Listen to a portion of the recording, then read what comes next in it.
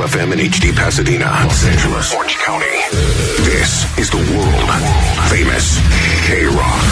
Yes. Good morning. Back at it again. Welcome to your Tuesday. We are Klein Alley Show. My name's Klein. That's Allie right there. Good morning. We got DJ Omar Khan, Jake Z Nerd in the back room, Postmaster Johnny taking the calls at 800-520-1067 if you'd like to call or text or win stuff from us. We got lots to give you today. And Vanessa is still on the high seas. We will be getting you some cruise news. I do wish that I was a fly on the... Well, there's no walls, but, just a fly on the cruise to see exactly what was going on. I think that she promised she would bring us back tons of content, video and audio, and it'll feel like we all got a cruise vacation with our very own Vanessa. We'll get to some of that later this morning. If you want My Chem tickets, we'll have them for you today. Dodger Stadium, My Chem, you get to go in the pit. We'll make that happen for you. And all the pizza your heart desires this weekend at LA Live. More than Pizza City Fest tickets to get to as well. Pits and pizza. Have you ever been in the pit for a show? You don't seem like a pit guy to me. You know what's interesting is that Johnny, he can defend this later, but he was posting some video from Coachella, and he claimed... Oh, he did that? Eventually? He put one clip up. I don't even think on our show's page. I think it was his personal page. But he said, I can't believe people are moshing at... And it was... I forget it was Claro.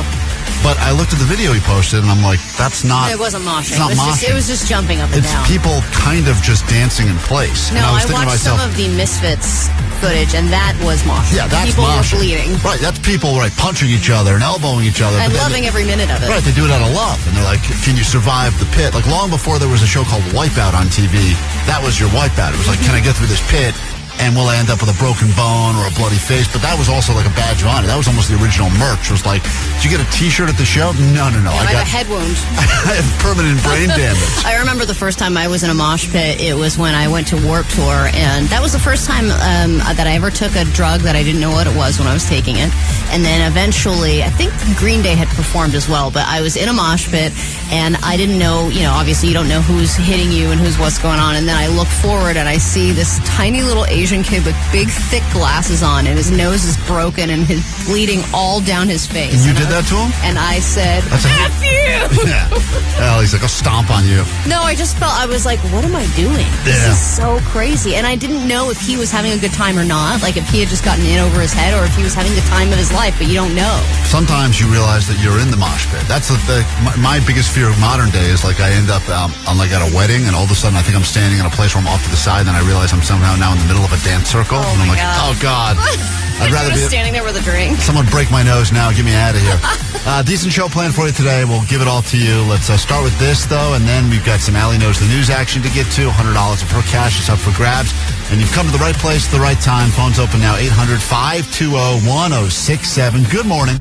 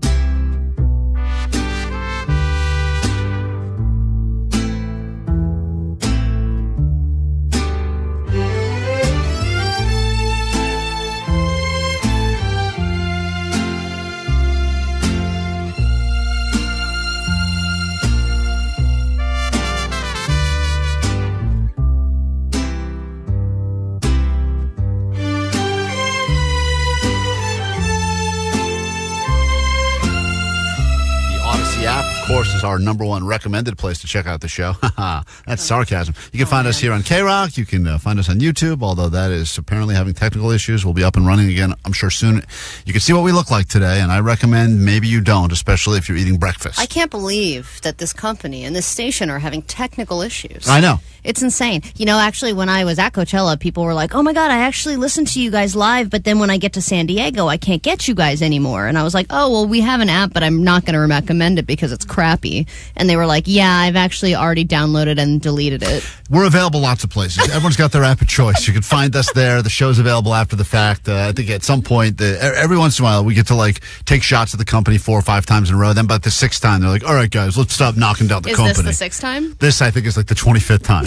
And the week is young. It's only Tuesday. Oh. We got lots getting into today, including your access to My Chem at Dodger Stadium. If you want those tickets, just keep on listening. We'll make that happen for you. And the Pizza City Fest. Apparently, Allie's putting me on the hot seat because she claims that I go around bragging that I'm some sort of a pizza expert. I know about all things pizza. I would like to believe that I know about a lot of local pizza. Like, people always ask me, where's a recommendation? Or they'll say, hey, I'm going to be, in Pasadena, where's a spot you recommend I check out here? And I do think that LA is great now because over the past few years, really over the last 5 years, I think, and even more recently in the last 2 or 3, there's so many great places that have popped up. A lot of them, like COVID babies, they started from people that were just hobbyists making pizza in their kitchen. Friends were like, this is pretty good.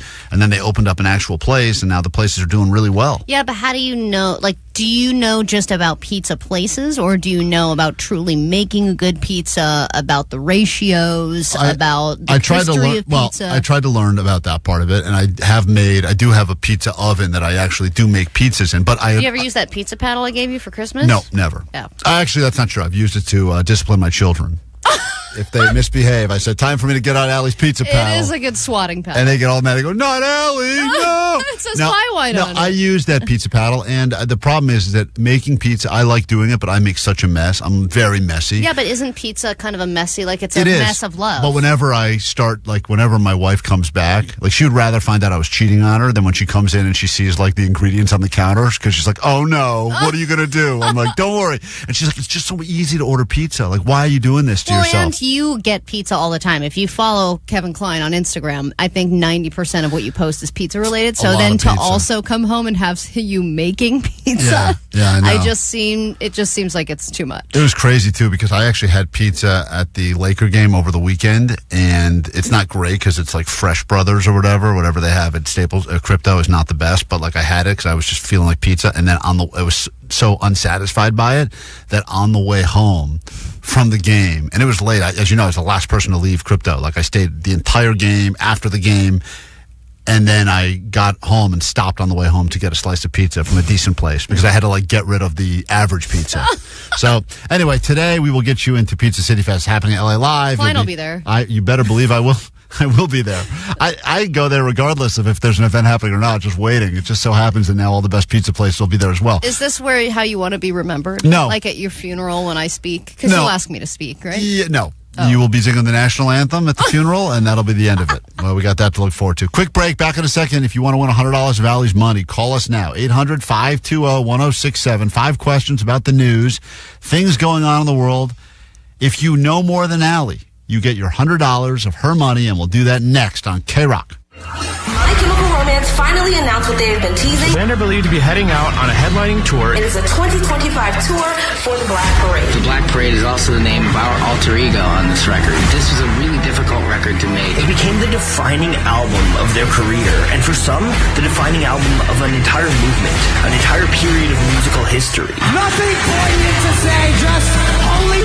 It's the KROQ Pit Parade. Win tickets in the pit to My Chemical Romance.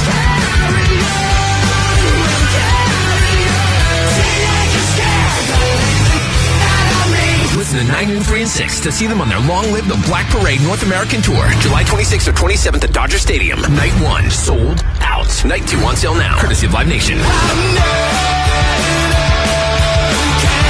Hey, this is Gerard, and this is Frank from My Chemical Romance. Win tickets all this week. Win tickets in the pit to My Chemical Romance. My Chemical Romance and KROQ. Yeah! Oh, it's officially the greatest time. Johnny, thank you for your service. Johnny's in here.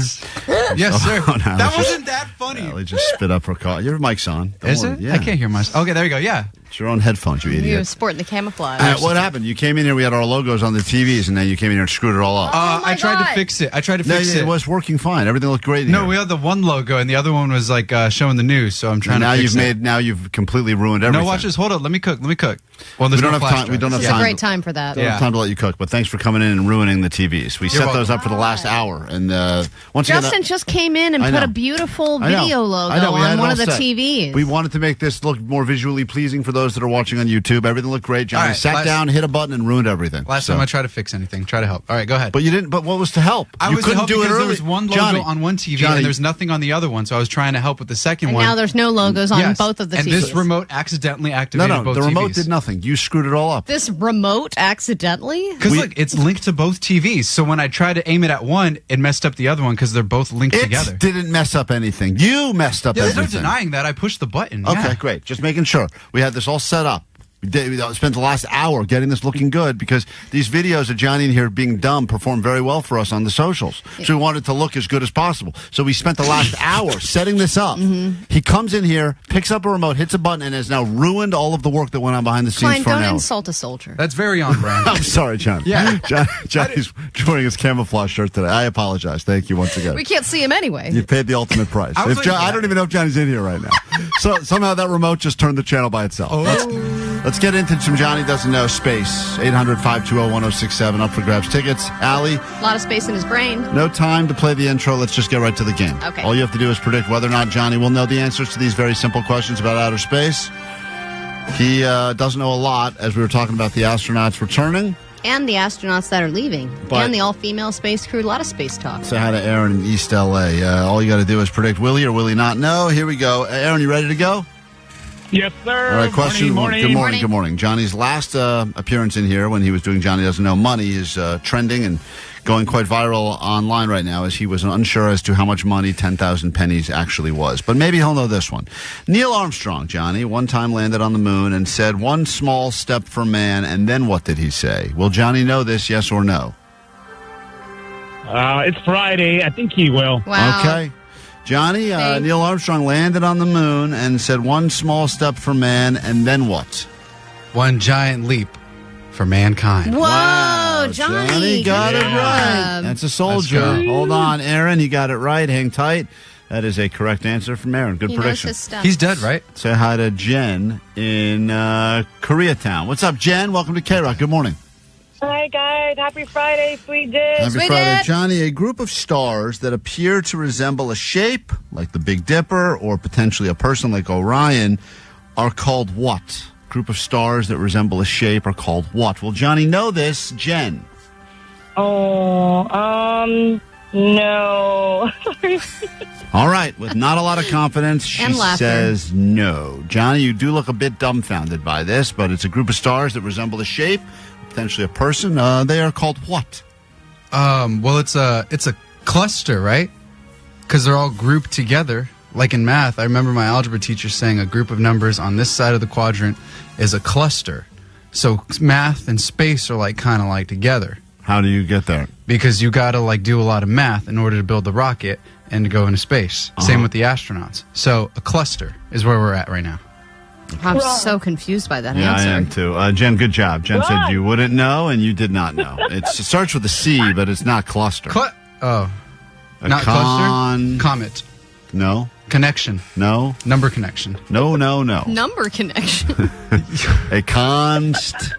A constant number. A constel. Console. No. Console what? Constellation. Constellation? There he is. Constellation? Is that what that is? There he is. Stars have their constellations. I in thought that was the sky. name of the ship, though, that they go into space in. Like, don't they name every ship that they go into? Voyager? Say hi to Jasmine. Well, they name their ships, but just that doesn't mean they're not. USS Constellation? Johnny, we're talking about space, I think. Still. I don't know. Jasmine, you ready to go? Yes. In case any of you think Johnny is faking this, we did have him on the lie detector last week, and we asked, does he ever attempt to sound dumber than he is? And he said, no, he does not, and that was the truth. So this is real deal Johnny for you. Here we go, Johnny. Johnny, in your opinion, what is the funniest planet? Will Johnny get this right? Jasmine, yes or no? Yes. Okay. Johnny, what is the funniest planet? Pluto. No. Pluto? No, Why is that one funny? You just said, in my opinion, but what that's is wrong. But your opinion's wrong. You just said There's one planet There's that's one planet. obviously Pluto. the funniest one. Pluto. There's a funny planet. And Yeah, 'cause Pluto, it's a and she's planet. right. Pluto's not Pluto's even not a planet. Yeah, but like that's the funny gag about it. It's like, is it a That's the planet? funny Is it gag. not? That's not the funny gag. It's like the about it. validation of the planet. There is one funny planet that is funny at any time you hear it. It's funny. And they're trying to change the pronunciation and make know. it not like this, Yeah, and they're not. They're trying to make it unfunny. Yep. How many of them were there again? The planets? 6, right? You don't even know, Johnny? 6. Earth, Sun, Saturn. Oh, Whoa. my Jupiter. God damn it. What do am I- you what, think like that a the sun space- is? Do you think the sun is a planet? Well, we can't go there yet, so it's like, no, we can't. Okay. You think planets are only planets if we can go there? Listen, everything he's saying is right so far. Don't interrupt him, Allie. Johnny, the funniest planet. You're going to still stick with Pluto. You asked in my opinion. All right, I think that's Pluto's wrong. funny. That's wrong. I think Pluto's funny. What's the right answer? There's- Uranus. Oh, is that? Oh, yeah, that is a planet. Yeah. Whoa. Uranus. And they're trying to change it to Uranus. I know. They're like, and then there's Uranus, and I'm like, no, there's not. It's Uranus. It's Uranus. It's hilarious. You know it. We know That's it. toilet humor. That's not funny. It's funny every time. Oh, my It's god. funnier than Pluto. Pluto's funny. We go to George in Laguna Hills. Give him a shot. This is Johnny Doesn't Know Space. Only have time for one more. Hey, what's up, George? Hey, good morning. Here we go. Well, Johnny thought the sun was a planet, so I don't think he's going to get this right. But, Johnny, what are stars made of? Will Johnny know this, yes or no? No, he will not. Yeah. All right. Johnny, what are stars made of? Is it not fire or like an explosion of something that breaks off and it's like? So you think stars are like broken off pieces of spaceship or something? No, broken off pieces of like a planet that got destroyed, and it's just like stays in the atmosphere, and it stays for like years and millions of years. Because we're like, remember how we're like millions of light years away from Earth to No, we are on Earth, but I think you are correct about your positioning. I think we're currently sitting on Earth right now. Last I checked. We're 0 miles from Earth. We're 0 light years. I don't even think you can capture a star. I'm currently 1 light switch from Earth, right behind you. Right? You can't even capture like So what is a star made of? part of a planet that was broken off or destroyed. Good job, So you think George. that millions Good and job. billions of stars are all just pieces of other previous broken planets? Look, I don't know where they came from. They just appeared one day. Made of gas.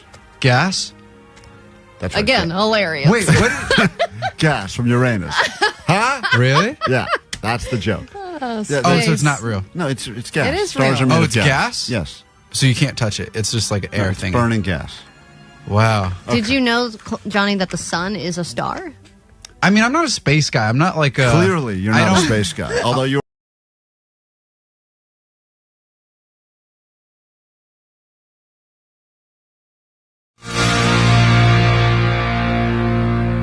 .1067 KROQ. We are a Klein Alley show every morning right around this time. Give you a chance to win $100 with that woman's money right there. Hello. She's putting the news together for later. You'll get the ADD news later this hour, every hour thereafter. But does she know actually what's going on in the world? The answers to every one of these questions we're about to ask are out there. It's time for Allie Knows the News. $100 of her money. She will leave the studio. And let's say hi to, hey, Chuck. Good morning. Welcome to KROQ. Hello. You feeling smart? I guess so. All right, I'm going to take that as a no. Already, he's gotten one question wrong. Allie's going to sequester herself. We've got 5 questions in front of you. $100 of Allie's money could be yours. Your round of Allie Knows the News starts right now. Allie knows the news. Question number 1. Chipotle has announced that it will be expanding to which country, which seems very fitting. Mexico. Question number 2. The NFL draft is happening later this week. This NFL team currently still has the number 1 pick in the upcoming NFL draft. The Browns.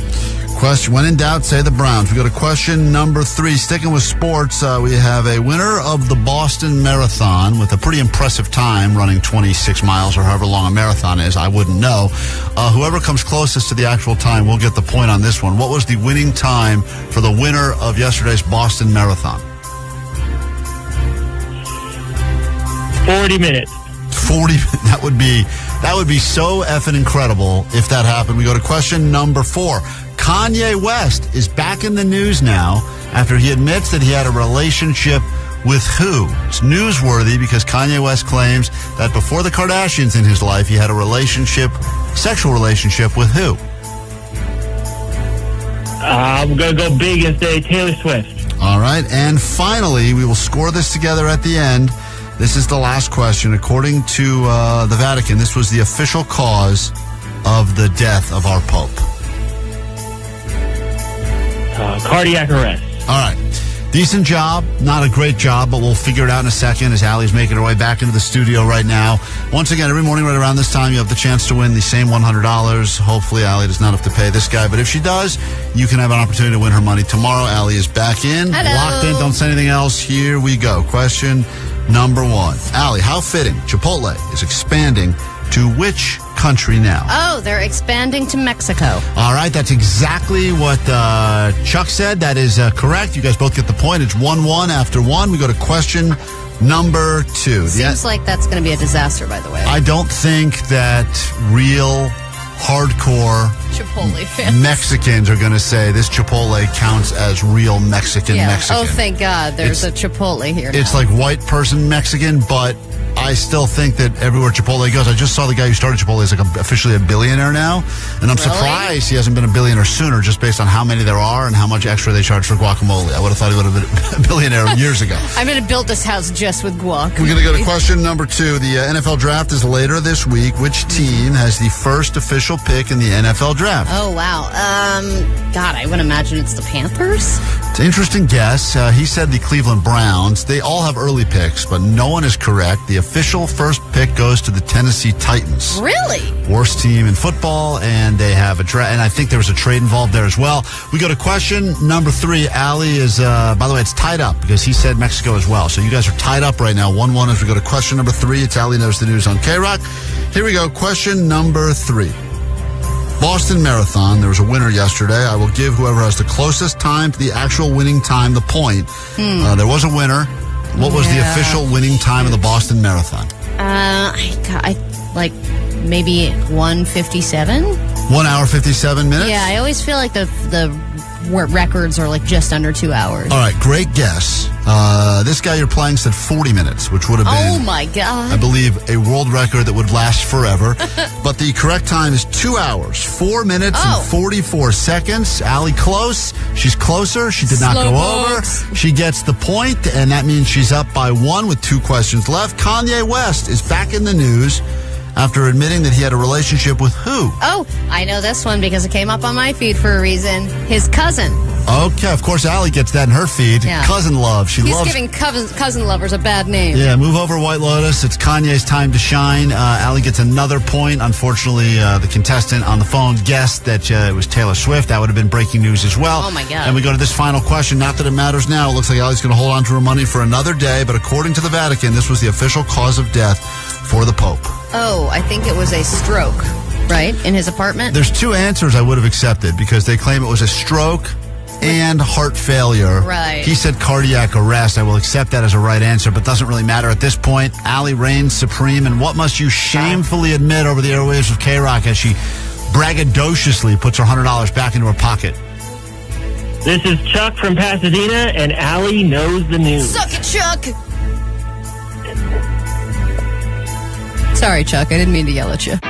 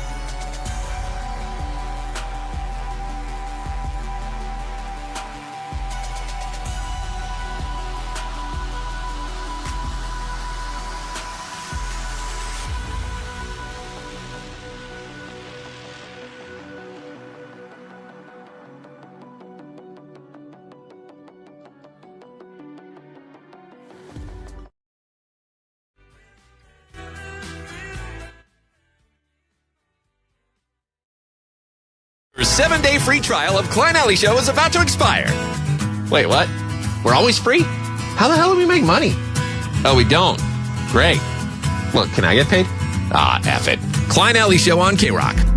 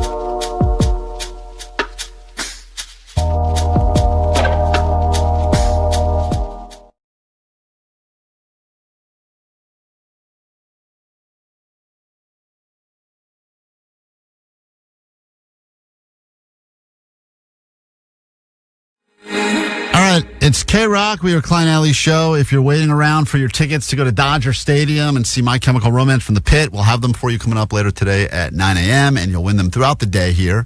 Again at noon, again at 3, and again at 6. We will not be satisfied until every single one of you gets in the pit at Dodger Stadium for that show, and you'll have a chance to win those tickets coming up this morning and all week long right here on KROQ. Every once in a while, we look around the world for things that are happening in other countries, and we have to make a serious decision. Should we import these things and bring them to America, or should we leave them where they are? As we've said, two of the greatest things in the entire world, meatballs and menage a trois, started elsewhere. Now we have them here. Imports are more expensive than ever right now. And that's where we really have to make a decision because of all of the tariffs and the taxations. Are these things worth bringing to America, or do we leave them where they are? It's time for import, export. And this one, and I'd love to get your thoughts on the text line, 800-520-1067. Just a moment ago, talked about that marathon that happened in Boston yesterday. That's the marathon. I would argue the New York marathon is the marathon. You think so? Well, the Boston one got big after, obviously, the Boston bombing, but I still think the New York... Growing up, I only knew there was one marathon, and it was the New York Marathon. Really? That was the one, and then I realized every city does every city's doing it. Every city's ruining traffic to do this thing. Eventually, they're going to listen to me and just put everyone in a warehouse full of treadmills. Yeah, but they usually do it so early that I wake up and don't even realize it happened. Nothing makes you feel more pathetic as a human than waking up. And they're sweeping up the marathon. And an entire marathon not only has been run, but it's run by thousands of people. All the cones are up. And you're eating like a bacon, egg, and cheese on a croissant going, what happened here? They're like, it was the marathon. You're like, yeah, of course. I know. I was going to run in that. Well, what's happening in other countries, in China, They always are leading the way as it pertains to technology. Yeah. And I believe for the first time ever, they had a marathon-ish. I don't know if it was a full marathon It was or a half race. marathon. Half marathon. But they had robots running alongside humans. Yeah, so they wanted to show that humans and robots can run together and see which one does better. And it seems like, in this case, though it's not normally true, the humans have won out, clearly. I know the theory is that we are all going to be replaced by robots in so many ways. Jobs and everything else. Even just think of the Roomba. Roomba does a great job of cleaning up until it runs into, a staircase. Then it can't handle that. But regardless, the concept of a marathon, which other than if you know someone running and you're out there rooting for them, is boring as far as most sports are concerned. Well, especially if you're just stationed at one area. Right. So you're just seeing people running by one area. It's not like you're going to switch around and see people going at a different part. But the question is it going to make you feel better about yourself that you're beating a robot? And I think it would. Absolutely. And just as a spectator, to watch the robots running alongside. Now, the robots, at least in the video I'm looking at, they look very much like cyborg. I mean, they're very robotic. They're not human-like. Well, there were a bunch of different ones. There were 20 different ones, and they all had different compositions and stuff. But they also had to run with their little handlers. But a lot of them were so slow that the handlers had to walk alongside them. And I think the fastest one finished in 2 hours and 40 minutes. Right. Which, if you think about how long it took for the person to run the Boston Marathon. And this was only a half marathon. They said that it was the average pace of a 70-something-year-old man. No, okay. And that's where we're at now in 2025. But think about the future. And if you're trying to have humans competing with robots, which is going to happen. I was looking at some viral posts over the weekend that said, what will the NFL look like in 100 years? And they asked the question to ChatGPT, and it gave a legitimate answer of some of the things that actually could happen. But one of them is the first game will actually take place on the moon. Whoa. As they go for global expansion, and then they go for more whatever you want to call it, galaxy what a Hail Mary expansion. that would be. So, right, ball never some crap quarterback that's still throwing bombs because there's no gravity. The point is, though, I think about the reality that we will be battling robots in sports. Humans and robots will be battling, and you would think robots would have all the advantages because they're robots. They don't get tired, and they can build them to. You would think you could just, if a human's racing a car, it's not that impressive if the car is beating the human. The car should be the human, but if a human does win, like in this particular race that happened in China, where the human actually did beat the robot, you kind of feel like that is the ultimate flex. Yeah, I guess it depends on the sport. I feel like football, you have to read plays, right? You have to be able to make a game time split-second gut decision on some things, and sometimes it works and sometimes it doesn't. Now, the robot would be able to see that like Terminator style and compute every single possibility, right, and make the right choice every time. In theory, right, until there's glitches. And there will be glitches for a while until we figure it out. But the question is, you can't bite the fingers of the robot because it doesn't care. Yeah, you end up hurting yourself. You're like, God damn it, Ow, my teeth. Bite the finger and I ruined my own teeth. Right. But the question is, would you be more willing to either participate and or watch a marathon, definitely on TV? Oh, I would definitely want to watch it. If robots are involved, and if they're letting you know, by the way, like robots are in first, second, and third place, but there's 3 humans that are gaining, that would be so exhilarating. Yeah, I think that would definitely add to the excitement. Or I would just want to watch so that I could push one over. Or if they accidentally grab that cup of water they're handing out and then they rust. That would be the funniest part. Is like the robots make it all the way. And they're just like, they're about to win every time until they get handed a cup of water, and then it's every time they like. Well, and if you're the runner next to you, you're just like, yep, and just spray that on you, and you're gone, buddy. Hold the cup of water, just throw it over the robot. So let us know. For that reason, import. We got to vote full import on this. Text line overwhelming import 800-520-1067. It's happening in China now. The first one took place recently. Should we bring it to America? And yes, it seems an interesting point 818 says is that we all think it's fun now, but think about when the robots start taking over basketball. Remember there was that basketball shooting robot video that went viral last year where I think the robot hit like 1,000 in a row 3-pointers. Whoa. See, things that require that much precision, I think like golf too, robots will probably be way better than humans. Yeah, but we have Steph Curry, and I would think Steph Curry could also hit 1,000 in a row 3-pointers. In the world in a row? In a row, yeah. He's done that, Yeah, I but think. then there are some days where you're on, some days where you're off, and the robot's always on. Let us know. Import, export. Text line is 800-520-1067. We are Klein Alley Show on KROQ. G-O-A-T. Good line! Hey guys, just your daily reminder, just in case you forgot, that the Odyssey app is absolute cheek. God. so bad. What up, party people? Open wide for Bankfest 2025, bitches. Happy hoo-ha. 1-844-956 GOAT is the GOAT line. GOAT line! Klein, the World Famous KROQ. Klein, Alley Show. Mornings on KROQ. Injured.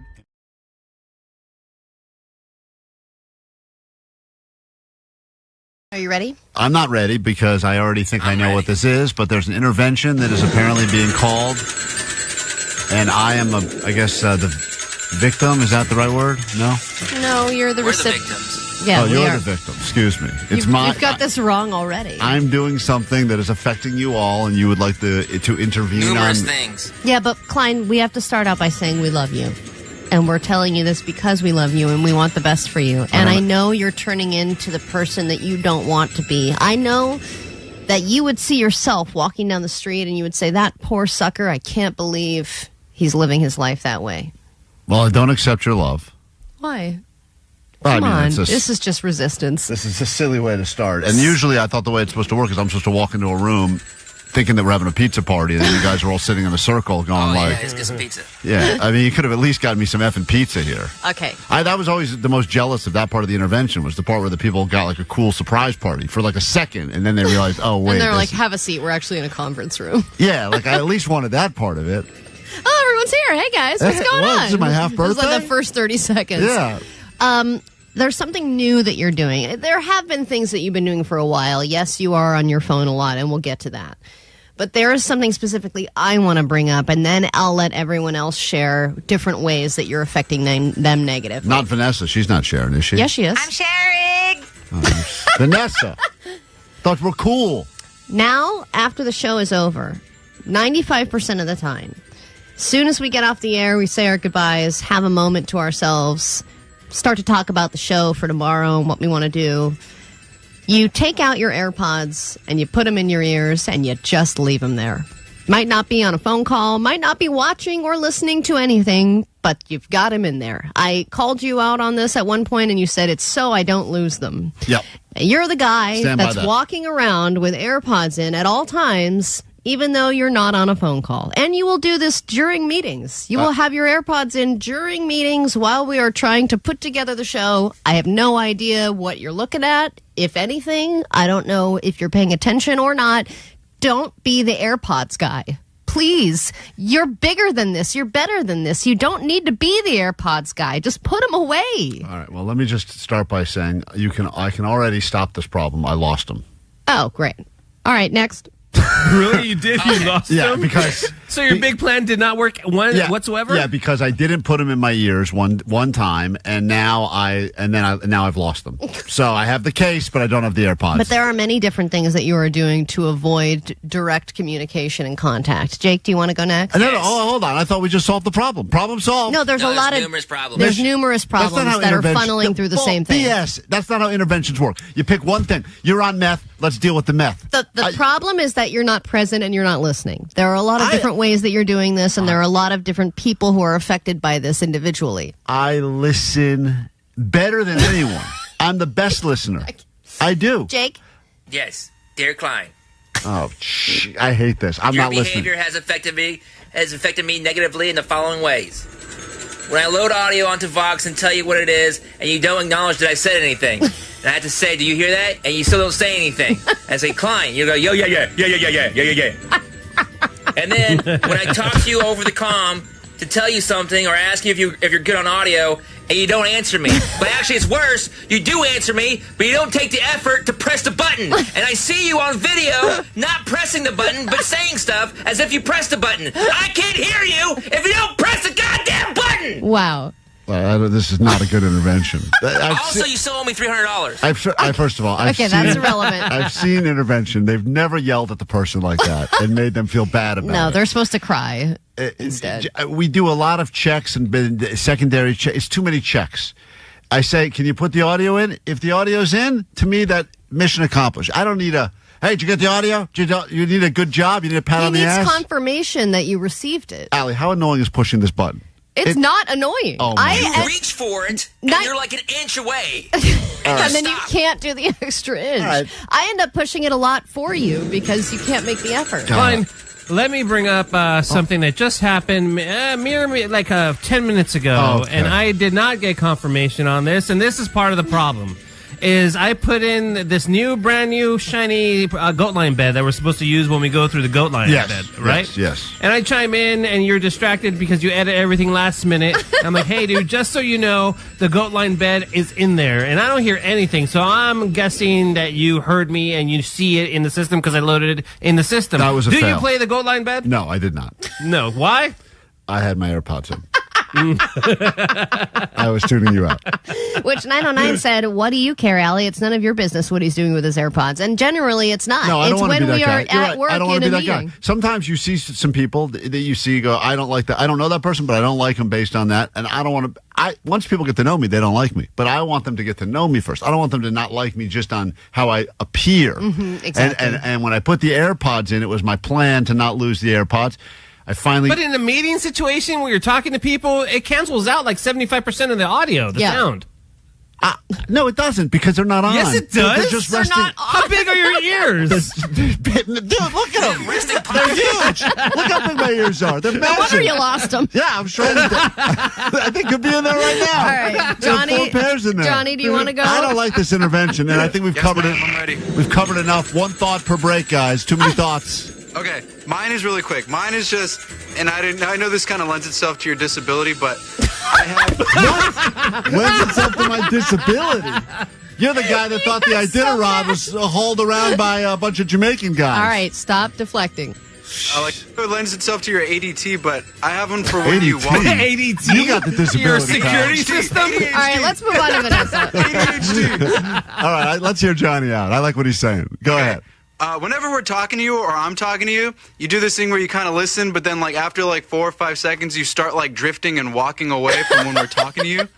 And you're like halfway out the door with your bag, and you're like, all right, yeah, I'll tell son, and then you get caught up in a conversation. Guys, I understand the point. Yes, but then what Omar's saying is that you aren't really listening. You're just trying to make us think that you're listening to us. I am listening. Sometimes it doesn't need to be said in such a long. Johnny will say like, "Hey, I'm going to post something today at 2:00." I go, "All right, cool. That to me, that's everything I need." He goes, "Thinking about 2's better than 2:30 because if I go 2:30, it's going to be too close to it." And I don't need. I walk out. I don't need all that. It's too much information. All right. I got a busy day. Vanessa? Piggybacking at everyone pretty much. Is that how you say it? Anyways, when we have meetings and you're on your phone. Guys, I hate meetings. And you're like in social media, I don't know if you're paying attention to what I'm saying. And you know I don't speak very well, so I need full attention. Vanessa, what did you just say? Exactly. I know what you said. In fact, here's the big. We are not feeling heard, is All right. what we're telling All right. you, Klein. A bunch of whiners is all. You're not listening. Can I say something? Allie thinks because she's doing this on a keyboard, she has her computer. I use my phone for everything. My computer is almost useless. You to me. use it for everything because you like that we don't know what you're doing on it. I don't care what you do. You put it on. You can put all my stuff up on the screen. I'm not hiding anything. I'm not. Yes, but you're also. We've learned that humans are not good multitaskers. You can't be reading things, pulling clips on your phone, and listening to us at the same time. Yeah, you're not able to do it. But you're doing it on your computer, right? So you think because you have a laptop. No, I'm filling out the schedule. I'm working. Right. Yeah. What do you think I'm doing on my phone? So you think you're better than me because you're going. I'm typing. Yeah, that's more official. Vanessa's asking us, hey, do you guys want to have this guest on? Now, as soon as she says that, I'm already on their Instagram looking at it going, let's see what this guest, let's see what they got going on. I'm already researching things she's talking about. Yes, but then we will ask you a question and you will not answer. I'm sorry, what? 909 said he is listening. He just doesn't care. That's right. He's listening. He's just not paying attention. Leslie? Yes. Klein. Yeah, hi. I think you're at the age now that you're using your AirPods as a hearing aid. Okay. Mystery solved. Get off my lawn. 310 said that they are completely on your side. #free Klein. Thank you. So you do have supporters, Klein. Thank you. All right. Well, anyone else have anything like that, or does everyone feel like they've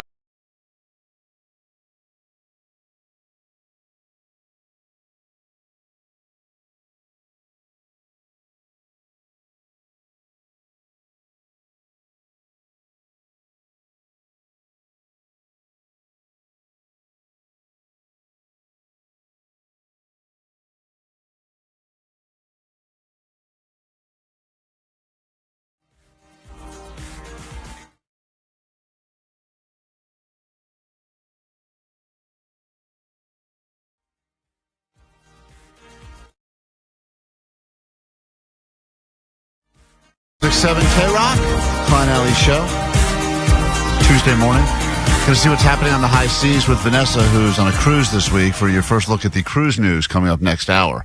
It's going to be very exciting, Allie. It's a lot of her holding the phone towards the ocean. That's all I can say. So cruise news will be coming up a little bit later, and some street science. Jake the Nerd went out into the streets to figure out if anyone still believes in the 5-second rule, because science has officially weighed in on whether or not you can drop food and eat it immediately, or if you can leave it there for a minute and then eat it, or sometimes leave it in your trunk for an entire date and then eat it. Science gave us their answer. We'll find out if the street agrees. That's all coming up this morning on the show. Right now, though, your actual news. Grab your Adderall. It's time for ADD News. All right, so we know a lot more now than we did yesterday about the Pope's death. Officially, he died of a stroke and of heart failure. His body will now be transferred to St. Peter's Basilica. That'll happen tomorrow morning, and that's where he'll be all prepped for his funeral on Saturday. But he's already on display. He is currently on display at a church nearby in an open casket, and then he will be taken through the streets in a procession to St. Peter's, and he'll eventually be buried. Most popes are buried underneath the grotto area in St. Peter's. Yeah, I know. I was like, whoa, that's sick. But he wanted to be buried somewhere else at a different church, the Basilica of St. Mary, because he loved Mary so much. She was hot? No, not like that. Isn't this the Instagram Pope? Oh, yeah. This guy loves liking photos, liking models. He's into that sort of thing. He would go to St. Mary's Church after every trip abroad so that he could kind of regroup. You know, it's like that thing where you book a hotel when you get back from a trip, so you can kind of like chill before you actually go back to work. That one buffer night at the hotel by LAX. Re-enter society. Exactly. But a pope has not been buried there since the 17th century, so apparently this is a big deal. And if you're more interested in how they pick the new pope, you can be one of the many people that are currently streaming Conclave, the movie. Amazon was very quick to add that to Prime Video and have it front and center on their landing page. But everyone wants to know how it works, but no one wants the actual news, so they don't watch a movie about it. Well, I started the movie, before the Oscars or something. I got like 45 minutes in, and they had just started meeting about the Pope process, and I was like, I can't do this. It was way too slow for me. But apparently there's some weird twists and turns. But think about when you die, how you might die. I don't know if you've thought about that, but then think about everyone watching you from the moment you die all the way to when you're buried. Does that bother you? Like everyone just staring at you and looking at you and judging your face? Probably the best I've ever looked, I would imagine, because they prop you up, they fill you up with the formaldehyde, they have someone probably doing your makeup. It's probably like a nice glow up, to be honest. I mean, you're dead, which sucks. You don't get to appreciate it, but I would imagine if they're going to put you on display, you're going to look like... Yeah, but that's if you have like a clean, good death, you know what I mean? Right. If not, they got to CGI you back together. Yeah, they do. Get some special effects guys. Frankenstein things and figure it out. We had that woman on with us yesterday that is in school for this. It's her whole school is mortuary science. I'm sure she knows all about that stuff. I have a lot more questions for that woman that called us yesterday. You think the best you're ever going to look is when you're dead? I think so. Klein's case, yeah. Yeah, in my case. Yeah, not in other people's case. And also, if I don't look good, they'll probably be like, oh, he's just bloated because the gas is releasing in his body. I feel like people will still make fun of my neck. Oh, yeah. You will look terrible. I thought you tried to... It's going to be even bigger. Didn't you reach out to the... bodies exhibit? Didn't you ask them if you could donate your body to that exhibit in Vegas? No, you made that up. Oh, I did? Oh, really? I said I went to the bodies exhibit, and you said, and then you decided you want to be that? And I was like, no. I thought you looked into how to get your body in that exhibit. They said no. And they passed on you. We have enough weird bodies in here. They said, we'll give you to one of the magicians down the strip. You need to keep your skin on, for the sake of all of us, please. Here you go, Copperfield. Even he's like, hey, get off my island. This is my rape island. Gross. All right. LA has some budget issues. Happens to the best of us. Everyone was waiting for Mayor Karen Bass to let us know how she was going to handle all the budget problems. There is a $1 billion deficit. There's the fallout from the wildfires, and the Olympics is coming up in a few years. And her main solution right now is kind of what we all thought would happen. Layoffs, a lot of them. 1,600 city workers are going to be laid off, though she did say city workers are our greatest asset. But she said I guess the number was supposed to be twice that, so they were able to reduce it by half. And it's just rough because, yes, the whole country is seeing a lot of layoffs. A lot of federal government workers are getting laid off, and now some city workers are being laid off, and it just seems like it's never going to stop. This is her official quote. Bye! Which... It's crazy because she sounds just like Vanessa on the Seems cruise. kind of condescending after saying they're her greatest asset. You guys are doing good work, and we really appreciate you for being the blood and the sweat and keeping the city afloat. But after all that said, bye. That's it. There you go. Thank you, Mayor Bass. Yeah, and if it doesn't go well, they'll probably lay off more. All right, and then finally, scientists have made yet another, I would say maybe useless accomplishment. This time at the University of California in Berkeley, they claim that they have created a way to trick the human eye, allowing it to see a new color that humans have never seen before. I don't know if you've ever thought about the fact that there are more colors that exist that we just can't see. I have a 4K TV or something like that. If it's not on my TV, then I don't care about it. Well, it's there are sounds that we can't hear. Like dogs can hear frequencies that we can't hear. And you think about it, there are probably things that we can't see or hear because of our physical limitations. But they said they were able to trick the human eye to see this new color called Olo. It kind of seems like YOLO. YOLO! Yeah, it's a nice color. You can see YOLO. 5 people were able to see it. It's a blue-green color that's supposed to have never been witnessed by humans before. And it kind of is like the umami of the sighted world. Well, what's the benefit of it? So you can see this new color That's and then why what? I think it's kind of useless. It's like, well, all right, 5 people can see this brand new color. What are you going to do now? This frequency I'm going to play for you, this is a sound that they claim only 1 out of 4,000 humans can even process because of the way your ears are. But listen, can you hear this? I thought you were going to play bye. Wish I could find that. Wish I could find that again. All right, well, there you have it. Vanessa does speak at some frequencies that only dogs can hear. There's some news for you. We will get to your actual cruise news from the high seas in a moment. Turns out Vanessa splurged and got herself the unlimited drink wristband, and you can tell very quickly because she sounds absolutely hammered. I love it. So we'll get into that and a new hour of the show and your tickets all morning long here on KROQ.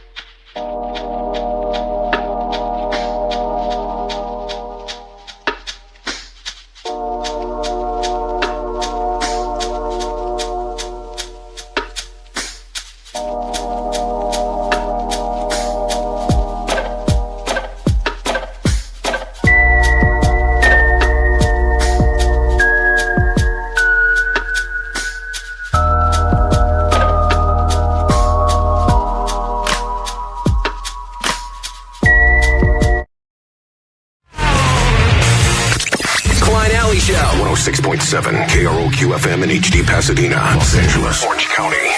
This is the world famous KROQ. Good morning. Welcome to KROQ. We are back up and running on YouTube as well after some technical difficulties. You can find us there if you need to see what we look like. I don't know why you would, but perhaps this audio stimulation just ain't enough. Want to see what we look like. An actual site that you cannot see with the naked eye usually you can see now on YouTube at KROQ's page. Klein Alley Show streaming live this hour on the show. Lots to get into. We'll do some street science and figure out exactly how long you can still safely eat food that you've dropped on the ground. And it doesn't matter which ground it is, what type of food it is. I think it all plays a role, but Jake was out there talking to people to get some actual street science, and we'll figure out if street science and actual science agrees. We got some clickbait to get to this hour as well. And as we mentioned, some legitimate cruise news from the high seas. I believe the oceans from California straight to Mexico. That's where you can find Vanessa right now as she's cruising around enjoying some spring break and unlimited cocktails. And she sounds hammered. Well, when she left, she was like, I'm a little worried because my friend is more of a partier than me, and I just don't know if I can really go more than a couple days without drinking. And after listening to what she has said, she will definitely go more than a couple days. I think the first audio we're going to listen to coming up is before they even left port. I don't think the boat's in the ocean yet. Like it's not. I don't even know when they left, but well, she's an absolute mess on the high seas, and we'll take a listen to that. So it'll be like a mini vacation for everyone that didn't go anywhere for spring break this year. You get to travel vicariously through the great Vanessa. But we start the hour with this request. Hey guys, I'm having kind of a crappy week, and I know you guys don't do requests, but I was wondering if I could request a song in its entirety. If I could get Pink Pony Club by a certain Kevin Klein, that would be fantastic. That would brighten my week up just a little bit. So thank you. No time. We got to get to the actual. We got plenty of time. No, we have time. We have 3 doors down to get to, guys. I'm having wicked dreams of leaving Tennessee. Here's Santa Monica. I swear it's calling me. Won't make my mama proud. It's gonna cause a scene. She sees her baby girl. I know she's gonna scream. God, what have you done? You're a pink pony girl, and you dance at the club, oh mama. All right, well, hopefully. You got really into it. It's funny how that one and now 3 doors down. That one guy's week got slightly better, and everyone else's week just got way worse. So hopefully God, what have you done? Here, let's bring it back around. That request was worth it. Oh, yeah, what are we going to play? You can't find Yeah. Come on. I feel... I took a walk around.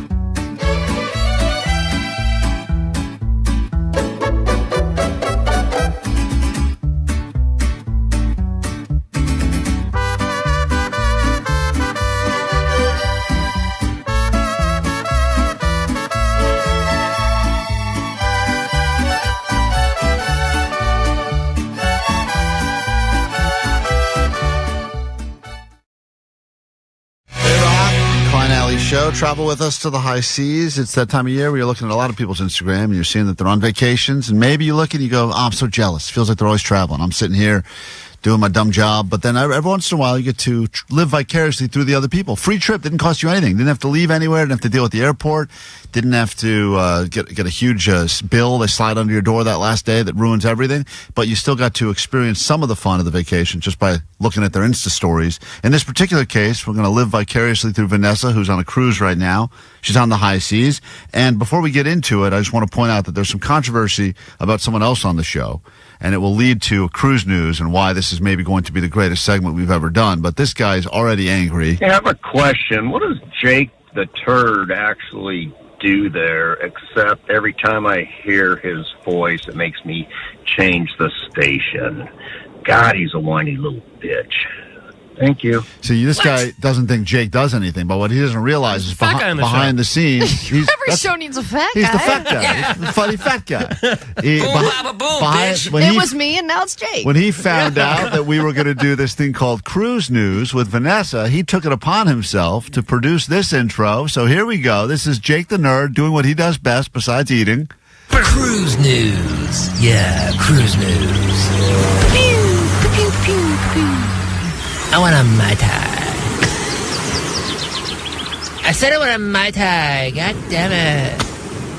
I'm with that caller. He's got one thing, and that's what he does. That's all he does. And by the way, Jake, did you still use the sound effect of the truck driving by, even though this is cruise news and she should be on a boat? No, that's a sound effect of the ocean and seabirds. Yeah, it was the beach. I heard it. Wow. Excuse me, the audio sniper, the real one, knows what Jake is doing and sees his vision. This would have been way funnier 20 pounds ago. Jake, yeah, I know. Yeah, you're getting too skinny now. You're not as funny. If that had been done by Fat Jake, I would have loved it. Yeah, you got to get back to the size of a cruise ship, Jake. That was more fun.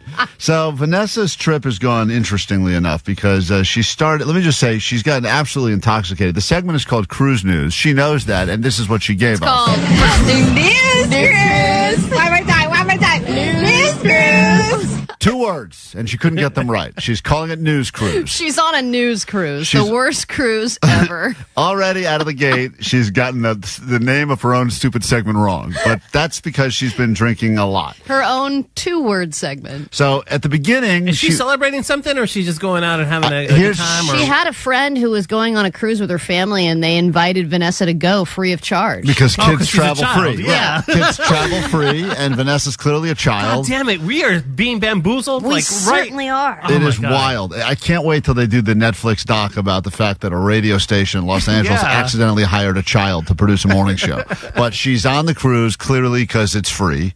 And she was able to travel, and she's probably disappointed it's not a Disney cruise. That's probably what she was hoping for. But anyway, so here it is, Allie. This is our first look at the actual cruise. Let's get the intro so people are in the mood for it. Cruise News. Yeah, Cruise News. Pew, pew, pew, pew. Are those bees? I don't know what seabirds. I don't know what he's doing. It's terrible. I want a Mai Tai. I said I want a Mai Tai. So here's Vanessa, day 1 on the cruise. Hello, Cruise News. It is 3 o'clock.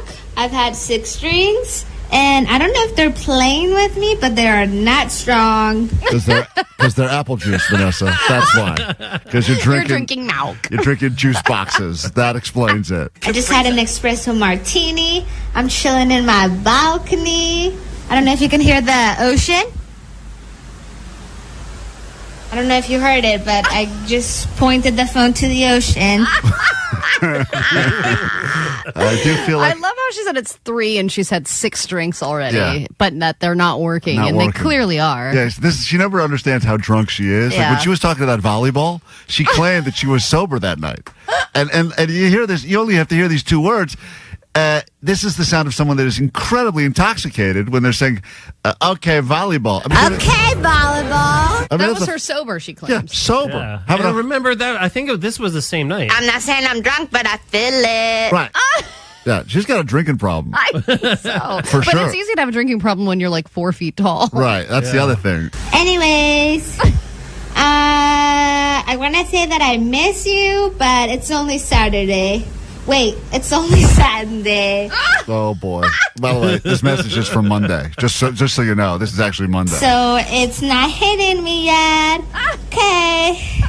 Bye. Okay, so that was cruise news from day one of the cruise, if you want to live vicariously. Now, things escalated rather quickly because you can hear how sober she was there versus how not sober she is here. News cruise. One more time. News cruise. So now she's already messed up the name of her segment. She's clearly in some sort of a disco or something. And she said one more time and then still did it Did it wrong again. My friend's letting me down.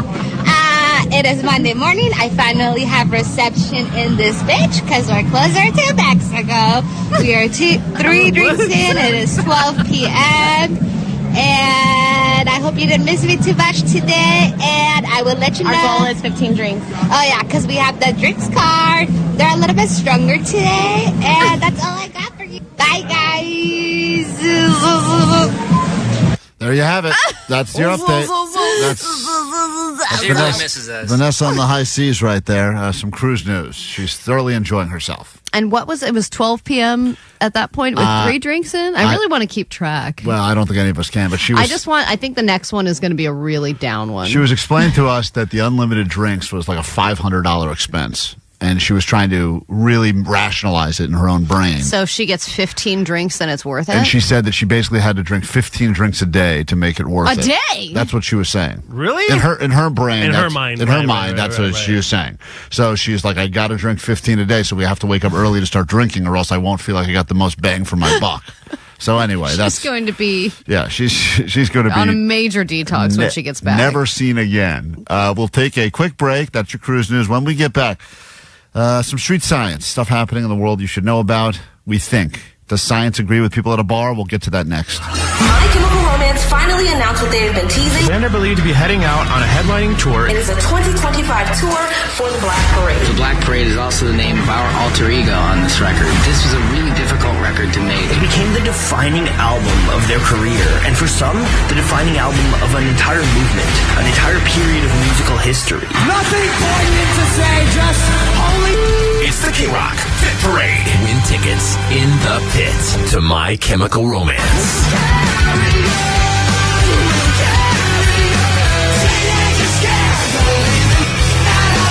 Listen to 9 and 3 and 6 to see them on their long-lived The Black Parade North American Tour. July 26th or 27th at Dodger Stadium. Night 1, sold out. Night 2 on sale now. Courtesy of Live Nation.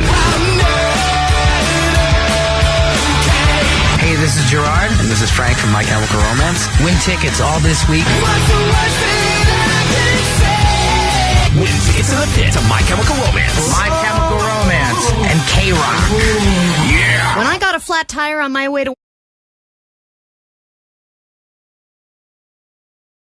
For years, we've said that Postmaster Johnny is the Riz Master. He's got charisma. He's good with the ladies. He gets hit on quite a bit. And even people that work here in the building will violate any sort of HR code just to hit on Johnny for a chance to potentially get in the pants of that Postmaster Johnny. And all the horny sales ladies love to dress him up. They love for the it. holidays. Did you see that Elf on a Shelf video that they did? No. Oh, man. It is a doozy. It's Johnny in a little elf costume. It does seem like every time we need to do anything, one of the horny salespeople is like, let's get Johnny in a Speedo. Come on, put on these... They always have an idea of getting... always him in put these pasties on. Yeah. It's really wild. They're like, here's an idea. We're like, what does that have to do with selling solar panels? They're like, don't worry about it. Get him in a Speedo. We're like, what? Okay. But maybe they'll be asking me now. Allie claims that she's stolen the title of Rizmaster and that, once again, the last 2 times you have claimed that you have been hit on. Both times we've found many holes in your story. The first time you claimed at Trader Joe's they were hitting on you. They were hitting on me. And then there was another sandwich place where it was happening too with this woman, and she kept looking at me. And Trader Joe's... These are all places where you're getting served. It's customer service, Allie. Oh, come on. Customer service is dead, and you know it. Yeah, and let me say something about Trader Joe's was so offended that you went on the radio and claimed that you were getting hit on by them, that they felt the need to put up a giant billboard. They did not put that up for me. That literally said... service so good, you'll think we're flirting with you. You'll think we're flirting with you. But they wanted to make but you're not. very clear that they were not flirting with you. All right, well... And then there was a time you claimed you were driving down the street and a Los Angeles Laker was hitting on you because a guy in a purple car gestured at you as he drove by. With really expensive chains on. Right. Got it. So that and he was doing that nod thing where he was like trying to come up next to me on the right, then on the left, and he was like trying to make sure he couldn't lose me because he didn't want me to get away. I was the one. And then there was the time Allie claimed that when she went to Colorado and went to a Walmart there, she felt that she was an 8 because compared to the other people I said 10, you guys downgraded it. Right. She claimed that she was a Colorado Walmart 8 or 10 because compared to the people that would shop because at a Walmart we don't know. on Christmas Day, Allie was better than a lot of the others. But this time, oh, here we go. I was at a place where I believe hot people thrive. A coastal town called Monterey, one of the first developed cities in the state of California. Obviously a historic place, a place tourists like to go. People like to have less clothing on there because it's a beach town. And I was hot and getting hit on all night at several bars, not just one. You were at this is on the coast, Monterey. Isn't there all the sea life there? Are you comparing yourself to sea lions? No. Okay, because if you are, I would agree you're a 6 compared to sea lions. No, I'm not. Wow, you're being generous. Guys, God damn it. It was not at the animals. I was not at the aquarium. I was at a bar on New Year's Eve. Allie goes, I'm an aquarium 6 compared to some of the fish compared there. To that dying eel. I was in a new outfit that I had put together by myself. Right. You're an adult, so there's nothing to brag about. I was wearing some really hot shoes, and I was wearing a 6-year-old black blazer, which kind of backfired because a lot of people thought I worked there, but still, I looked really hot. Is our table ready yet? Excuse me, this is not a working black blazer. This is a fun black blazer. Somebody did hand me their ID. Oh, really? At one point. Jesus they Christ. thought I was the bouncer. But I did. That's the most offensive. That is the most offensive thing to think you are, Allie, because you probably had some blazer on with big shoulder pads, big broad shoulders. I naturally have shoulder pads. Tough. Right thought you were my flag football team. Here, just keep it. They probably thought Allie was a member of Hell's Angels. I don't want any problems. Don't make me take this off. Hey. They probably called you tiny, like one of those big people that has a little name. No, there was a guy. First of all, a guy was like, "Wow, you look good. You must have just come from a work convention." And I was like, "Well, thank you so much. That's really nice of you to say. I'm actually just out in this outfit for the night." And he was like, Hold "Wow." on. A guy used the pickup line, "You look good. You must have just come from a work convention." Yeah, because I looked so hot. Like I was like work hot. What are you talking about? Because I had the blazer on. Work hot is not hot. Yes, it is. No, it's not. Yeah, it's like power lesbian status, when it's like, ooh, she's probably like a lawyer. He did ask me if I'm a lawyer, and I said no.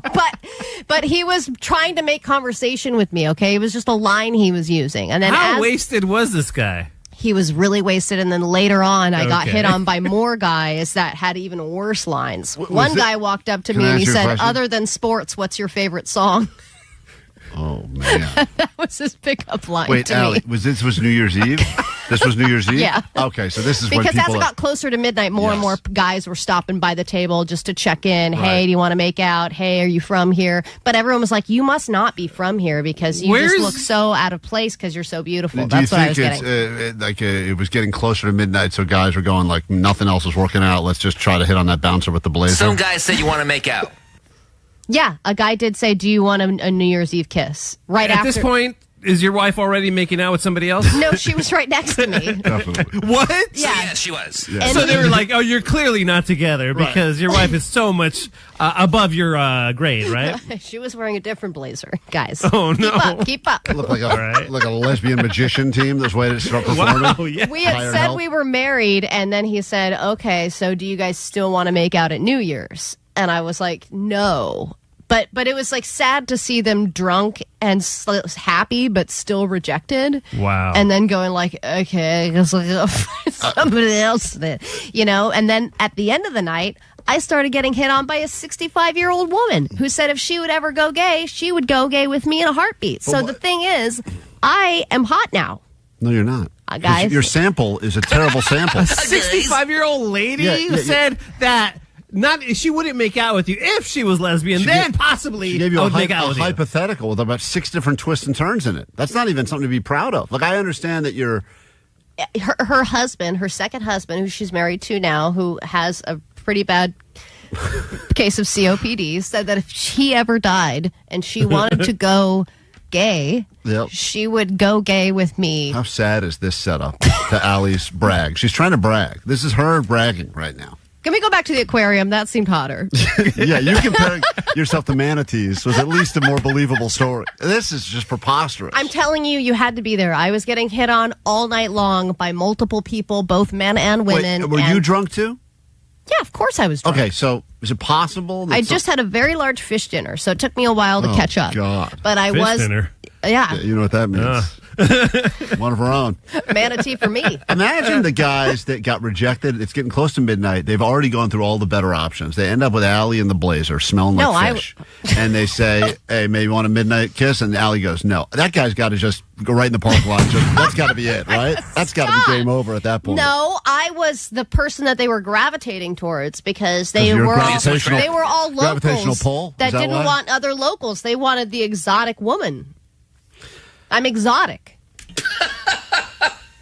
Stop laughing. I'm going to read some of these texts so that maybe you can go ahead and get some context here. Allie's hallucinations about people hitting on her are probably just compensating for the fact that her wife is cheating on her. No, she's not cheating. Allie is a drunk goggles 4. That is the new lowest one. Okay. She's a Long John Silver 6. Now that's a fish dinner. Did Allie get her blazer at the Men's Warehouse? Because they have a guarantee she can get her money back. That's an interesting question as well. No. I'm keeping the vest. I'm keeping the blazer. I'm keeping all of it. Put on that outfit tomorrow, because we got cameras now. Wear it in here. And let me see. I'll show you a picture of it right now. Oh, okay. Here we go. Hold on. Hold this up so everyone watching on the YouTube can enjoy as well. Okay. This is Allie's New Year's Eve fit, and she said it was great. And sometimes, listen, I had a shirt for a while. I was convinced when I wore this shirt. That's not a very good. Oh, my God, really? Allie. Does she look like she's in Miami Vice or something? No, she looks like a disgruntled real estate agent, is what she looks like. Like the.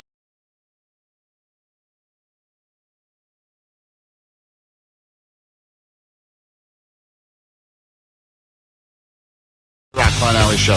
Going to get you to Pizza City Fest later this morning and then get you into the pit for some My Chem at Dodger Stadium. But right now, let's talk about something that probably affects your life on a daily basis, depending on how clumsy you are, the 5-second rule. People accept that as science for the most part. I think we've all heard it. We've all grown up with it. I think the first time I dropped something and someone's like, "Good, it's cool, pick it up, 5 seconds." I was like, great. Well, and what was the scenario and what was the food? I think it's highly dependent on what type of food and what surface it drops on. But science has weighed in and they said that none of that matters. All of the things that we've thought matter, like how drunk you are matters and how hungry you are matters and how expensive the food was. Think about if you just bought something at, let's call it a Dodger game or a Laker game, where you're already paying for the most expensive version of that item. So now you're into a hot dog for close to $20 and then you drop it. It is a gross floor because you're at a stadium that is being trampled on by tens of thousands of people, but also you just paid so much money for that hot dog. And also you're already halfway to your seat. You're going to go all the way back there and get another one? Or you just do that thing where people pick it up and blow on it. Like that's going to do anything. Or sometimes I pick a hair off and go, oh, that's good. But this microbiologist tested all of these different foods because he wanted to test out the 5-second rule to see if it works. And the consensus was no amount of time is okay. Right. Every single sample that he tested had some level of bacterial growth on it, even from dropping it from 1 to 5 seconds or beyond. Yeah, even less than a second. So you think, oh man, sometimes I pick up stuff quick. I'm like, that was probably 2 seconds tops. Doesn't matter. God. And sometimes the 5 seconds not going to get more. It's not going to get dirtier if you leave it for 10, 15, 20, or you pick it up after 2. It's still going to be contaminated. Now, will that stop you from eating? Probably not, but that's why we hit the streets to find out if actual science and street science agree. It's time for street science. You are now about to witness the strength of street science. So Jake was talking to people at a bar, and I think that's an interesting way to talk to people about this because I think that maybe they have different rules. And if you are drunk and you've dropped something, like if you've ever accidentally bitten into the wrong side of a burrito and it all shoots out of the burrito all over your lap and some of it on the floor. That's a process to pick up. You could still pick it up and put it back in and make something. Zamboni that off the floor. Most people had this to say. Well, the 5-second rule is the 5-second rule. So you think that's scientific? No, absolutely not. It's a want. It's what? It's a want. It's I've dropped something on the floor, but I want it, and it's been less than 5 seconds, so I'm going to pick it up and eat it. Of course, if you want it. Nothing better than as a kid accidentally dropping like a Brussels sprout on the floor. I can't eat that. It's on the floor. No. There it goes. And then even the dog is like, I'm good. Another one. It's fine. It depends on where you drop it. Sure. Like, where would it be somewhere you would drop something and you want to eat it? Yeah, I wouldn't want to eat it anywhere besides my house. Like, what if you dropped it on the floor here? Probably not. Now, they're at a bar right there, a crowded bar, so I can understand why the floor And she of said the bar. probably not. Yeah, not even a definitely not. Now, this woman sounds dirty, and she said she wouldn't even eat, because I think some people make the argument, if I drop it in my own house, like it's the same reason that, you would do things in your own house that you wouldn't necessarily do elsewhere, because it's your house, it's my own filth. It's your own filth. And even if you're dropping food on your own floor, you feel somehow better about picking it up and eating it. Because you know that space the best. You know what kind of, it's but you don't your know, own germs. But you don't know it, though, because you don't know what you stepped in during the day when walking around and Yeah, but I dragged don't it in. wear shoes in my house, so at least I know that it's just barefoot grossness and not foot grossness from outside. This is Amanda, and she's got her own theory. What's your name? Amanda. Amanda from where? Burbank. All right, there's a new scientific... Sounds very angry to be talking to Jake, doesn't she? Burbank. And Burbank. All right, there's a new scientific study saying what is a safe amount of time to drop something on the floor and then pick it up and eat it. What do you think it is? Depends on how porous it is, or what kind of laminate it has on it. No, So she's this is eating my type everything. of woman. Yeah. Porous, laminate. What the hell? She's speaking my language. This woman is Keep basically... talking, Burbank. She's eating... No wonder she's so angry. She's her entire diet is laminate. She makes sense though, because if you think about a French fry, that's something. If something sticks to it, it's gonna. If you just get, it'll blow off. But if you drop like a piece of cheese, that stuff really sticks.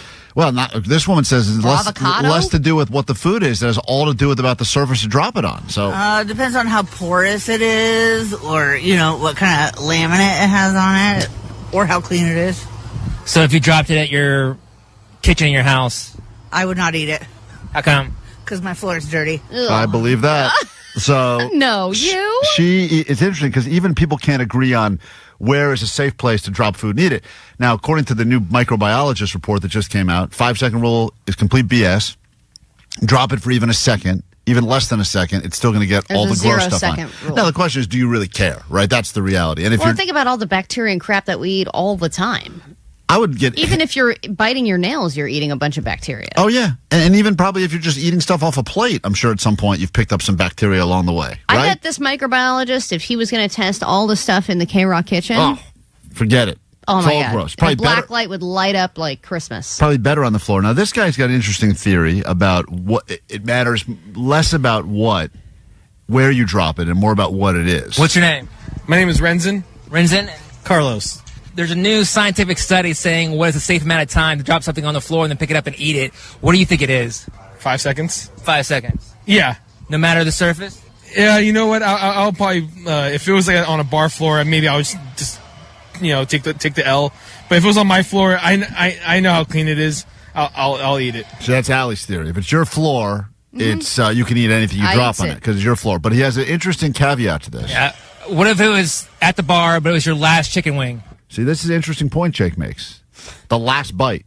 Because sometimes the last bite is like the one you're so excited about. The last one you want, and sometimes you save it the best bite for the last bite, and you're almost like you need that bite to feel like satiated, or else the whole thing was a waste. Huh. So this guy's talking I would about think the first bite is more appetizing. than last the wing bite. at all. But if you're eating wings, you got a dozen there, one falls on the floor, you kind of go, all right, well, that sucks. Now I'm down to 11 wings or whatever. But if it's your last wing, Nah, you gotta take that L. Yeah. I don't trust the bar floor. What if it's the last chicken wing on Earth? Where was it dropped? On the bar floor. Yeah, I'll eat it. see, that guy changed his tune very quickly. If it's the last chicken wing on earth, he's eating it. He's not going to waste that. Oh, yeah. I mean, the last chicken wing on earth, Hey, they give out, you're never going to have them again in your All entire right, life. that chicken wing, it's been fried and it has sauce on it, so it has a crust. So this guy's got an interesting theory that science didn't even think about. So listen to this. This is a drunk guy at a bar, but he's hitting this at a level the microbiologist never even thought of. It's been fried and it has sauce on it, so it has a crust of some sort. So there's a protective barrier. But, Didn't even but think you're about going to that. eat the protective barrier. Food? No, listen what he says. So that's enough. Like, I can pick that up and probably still eat it. So you take off the barrier. Yeah. Oh, And I then- see. Yeah, especially if it's the last chicken wing on earth. So there you have it. This guy's, I don't know, Allie, if science, really thought about this. science and street science agree on this, but they're all over the place. 562 said our phones are just as dirty, so does any of this really matter?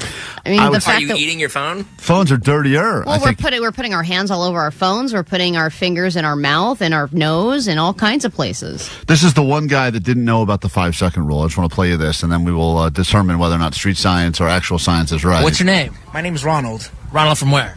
North Hollywood. Ronald, there's a new scientific study saying what's a safe amount of time to drop something on the floor, then pick it up and eat it.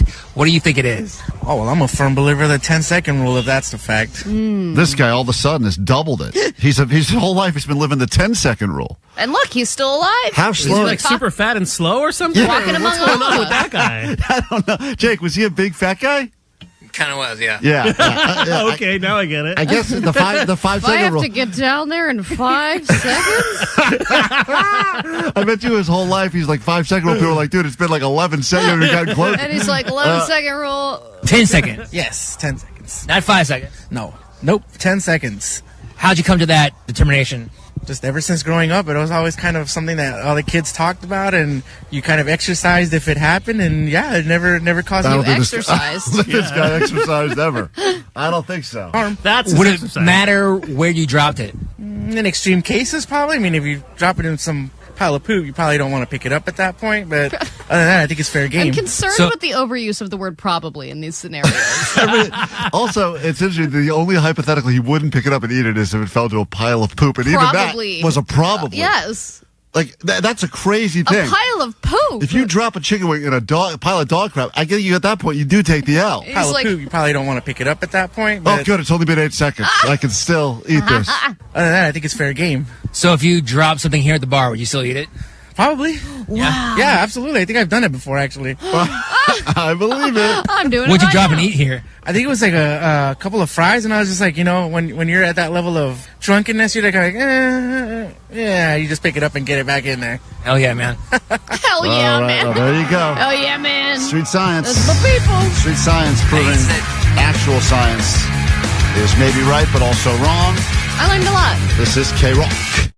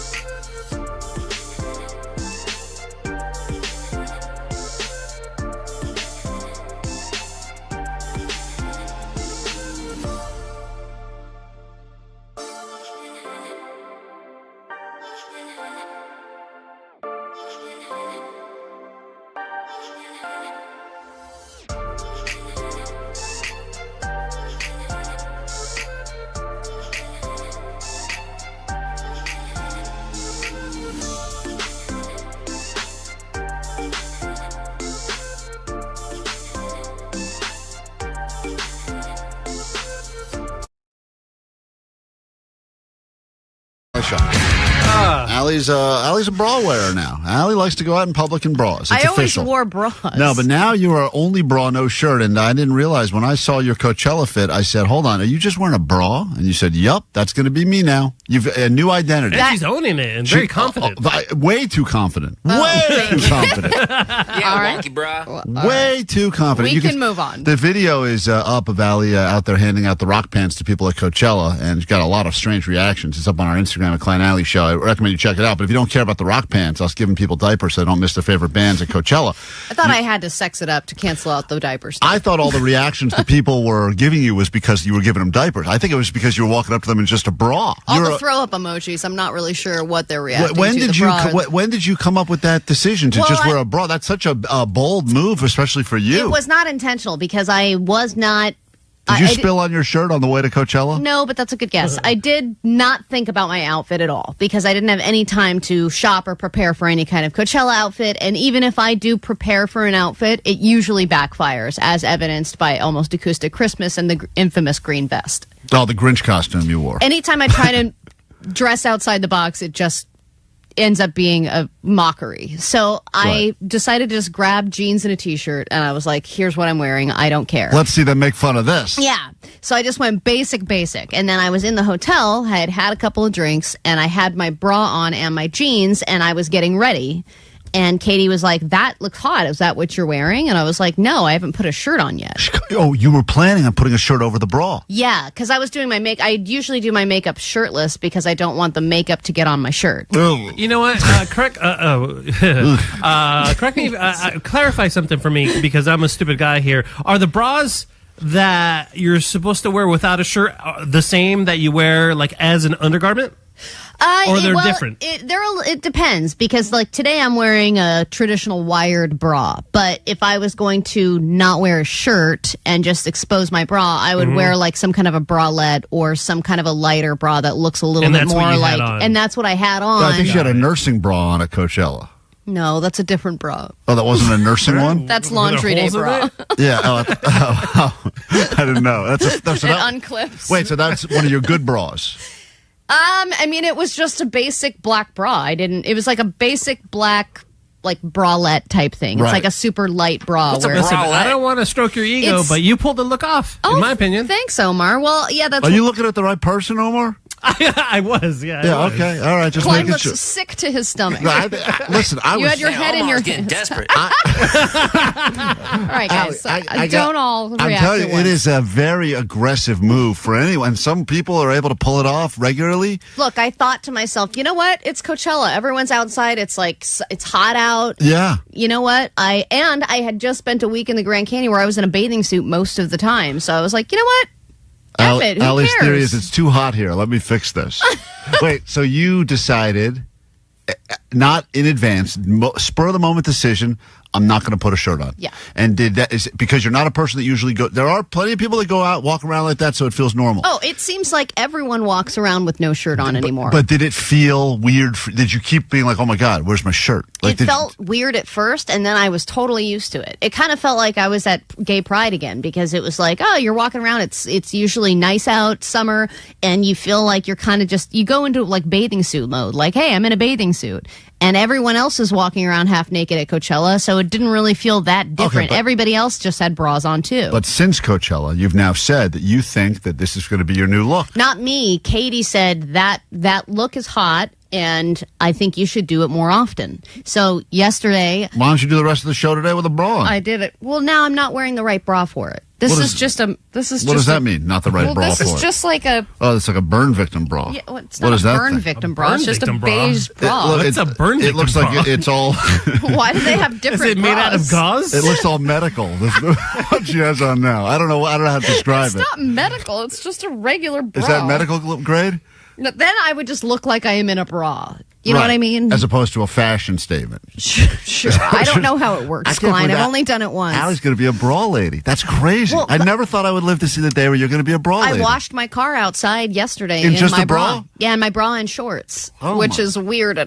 Also very weird, wearing shorts. But I got a couple of looks from the neighbors, and I was like, is this inappropriate? Will you look on top of the car doing the moves from like the old rock videos? I think that is inappropriate in the neighborhood. I was dry humping the windshield. Does that help? Yeah. As long as you were listening to Whitesnake at the time. My car is very clean. All right.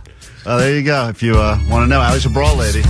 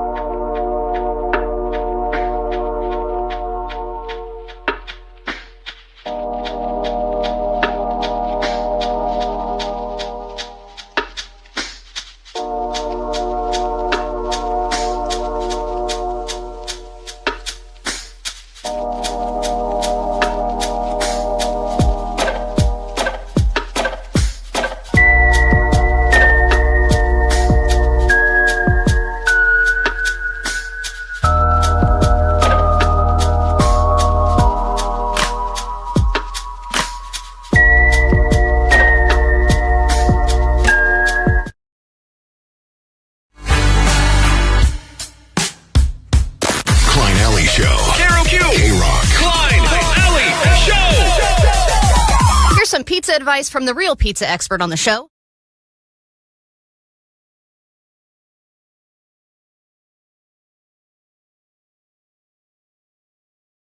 Excited about this morning. Entering the KROQ studios right now. The smartest man who probably works here is the engineer. Fixes all the many problems that we have on a regular basis and lets us know what to do when the emergency broadcast system goes off in the middle of the show. Hi, Justin. Justin Hello. is here. Hi, Justin. Justin, the engineer. Justin, do you think you're smarter than all of us? Yeah. I mean, probably. And when we ask, we've all asked dumb questions before, right? Mm-hmm. Which one of us would you say asks the dumbest questions on a regular basis about fixing things or issues we have with our computers and the microphones? You absolutely. What's the last stupid thing that Klein did? Probably having the monitors on the wrong selection. Yeah. Am I right? I don't even know what that means, but it sounds like something Why stupid. don't you pay attention when Justin's in there, man? Then you don't have to bug him so much. There's a lot of buttons here. I don't know what they do. I don't think most people know what they do. I think Justin does know what they do, but he has a way because he's really smart and he understands this stuff. Would you go to school for this or whatnot? No, I did not. What did you go to school for? Radio. So you went to school for this? Yeah, I have a broadcasting degree. So you wanted to be on the radio, like what we're doing every day. Yeah. You got the voice for it. Yeah. Do you still want to do that? I would like to, but I started out doing what they're doing in there, Johnny and Vanessa, and in order to actually make money, I leveraged actually knowing how computers work and how to use the console. See, that's why he's smarter than we are, because we just stayed at the part where we're like, let's just not make money. But what percentage of your job, Justin, is walking into a room with a bunch of people getting flustered and then you pressing one button and then leaving? At least 99%. Yeah. It's just like, let me press Restarting one button and go. is always the answer, right? Yeah, restart. Yeah, that's the thing that's crazy, because I used to think that, like, you just restart it or punch it a few times, and usually that makes it go away. Well, we've all, what you don't realize is that when you solve a problem, usually you come in, you go, you're going to do that, and then you leave, and then we all do our best impression of you. So right now, we've got... In a loving way, by the way. In a loving way. We think you're great, and we absolutely... We do think you're great. Klein learned your name like 2 weeks ago. I know. And by the way, Justin's a super nice guy. Remember, he loaned Vanessa his personal vehicle for like a week. Vanessa, when Vanessa ran over that bicyclist, she needed to get her car fixed, and I'll tell you who stepped up. One of Justin's many hobbies is this guy goes to like crazy auto auctions, and he next thing you know he shows up with these vintage cars. I don't know where you're getting. Yeah, how many Rolls Royces do you have? I just have one Rolls Royce. Oh, okay. But how many cars do you have? I have 9. Okay. He's got 9 cars. God. So anyway, here you're going to listen to all of our impressions of you, and I'm not going to say who's doing which impression, but you will judge these as to how good you think they are. All right. And do you think you sound a certain way, or do you not think that you sound like... Oh, I know I sound a certain way. Okay. Here's the first impression that one of us did of you. Hi, it's Justin. I'm an engineer here at KROQ, and I work on the computers all day. Usually I like to make bagels for everybody, and I like to hang out with Johnny in the office, and sometimes he likes to impersonate me right in front of my face, and I don't like to admit it, but it is kind of funny sometimes. All right. You think that sounds like you kind of at all? lost it at the end there. Sometimes. I've been hearing Johnny do my impression of my voice for like a year now, and that's probably the worst one he's done. Yeah. Really? Yeah. Yeah, Johnny does a good impression of you, too. What are you talking about? Johnny, That was clean, spot on. Johnny, I when thought you, it was me. When you do the impression of Justin, like when you're in the hall and you're messing with Allie and I, and you go like, everybody out, there's a bomb in the building, we think that that's really Justin saying that, because you do a really good impression of him. But this... That one. Is that your Eddie Murphy impression? What's going on here? Or is that just you? Here's the second impression of you, Justin. Justin, the engineer, is in our building right now. Justin, what do you think of this guy's impression of you? Hey guys, I made some bagels. If you would like to have one, they're right here. Please eat one, or else I... What the hell? Might have to murder you. Okay, that's a lot of people. Who is what that? The hell? I'm not going to say whose impression is whose just yet. Why does he have an accent? Hispanic in that one. I don't know. I would That like got to. weird. You don't think about killing us, do you? No. Okay. Oh, see the way he said that. Not yet. Yeah. All right. Here's I will at the end of this. Now I'm not going to tell you whose impression of you this is, but I think you should take a listen because I think they almost nailed you spot on. Hello, my name is Justin. I'm the engineer. I'm the one that fixes the audio when it's not working and when I get a frantic call. Sometimes I Sometimes I feel like I'm not appreciated, but I'm starting to learn that it's all in my head. So, if you need me, holla at me. That one is the best. No, I'm not saying which one of us. That could have been any of us, Justin. Justin, have you ever said holler in your life? Holla at me. I'll tell you one It thing. kind of just was like Vanessa's journal entry. Yeah. So, if you need me, holla at me. I don't. Justin, would you You rate said that? I go unappreciated. Was that a good impression of you or no? What she said, mostly, yeah. The sultriness of it, no. Here's another one. Take a listen. This could have been any of us. We all do our impressions of you, but you have to pick which one of us does the best one. Hi, my name is Justin. I gotta check the ISDN settings because I want to make sure that it's going to be sending a mix minus down the line. Because if it's not sending a mix minus down the line, then you're going to get yourselves back to each other. It's going to be really tough to communicate to the person on the other end of the ISDN. So let me just kind of check the board settings here and make sure that you're good to broadcast today. Well, I did already say that today, so I think that's a winner so far. That one's the lead. That one's a great one, but I also don't think I've ever heard you talk that much. Yeah, you don't use that many words. Yeah. Though. Here's another person's impression That one of you. was very nasally, too. Very nasally. It's funny. Each impression's getting slightly higher in decibel level. Justin is our engineer. He's in the studio now, hearing all of our impressions of him, and we do these with love. And here's the next one. Yeah, it's weird. They set up the system in a very strange way, but yeah, you can fire it from your board or I'll go check on the back. Come back. Yeah, if you need me, I'm down the hall. You see, I got a new Porsche. It's a bit warm, but I got it. He's getting a lot of audio worse. And this is the final one. I think you've heard four. Does it offend you, Justin, that all we bring Don't up contact our HR, dude. Our bagels and cars? I mean, that's pretty much all I do, so yeah. He does get excited when he comes in. He's like, "Man, bagels again. They're getting I better. know. This batch is And a they little get better each time. Here's final one. Try restarting it. Yeah, maybe just give it a restart, see if that helps. Trust me, we're not operating on Windows 10 anymore.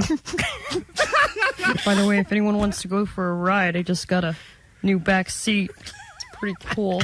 Anyway, I'll see you guys later. I'll be down the hall if you need me. You push any buttons, push them hard. Okay. We've all done our impressions of you. Justin. But who's doing which impression? Which? Don't know. Which impression of you do you think was the most spot on? You get to decide. You are the person. You are the person who we've been making fun of for the last 5 minutes. I think Allie with the last one was the best. Justin, you're so messed up, bro. Like, how are you going to choose hers over mine? Mine literally sounds just like I you, brought up dude. your Porsche. Oh, shut up and eat a bagel. Oh, put your bagels back in your biscuits, dude. Mix minus. So you're going with Allie? I'm going with Allie. Yeah! God damn. She did go to school for impressions. I famously voice matched a very famous celebrity. Thank you for all that you do around here. We greatly appreciate you. Thank you. Thank you. Don't push the button. Fine, thank you. Klein Alley.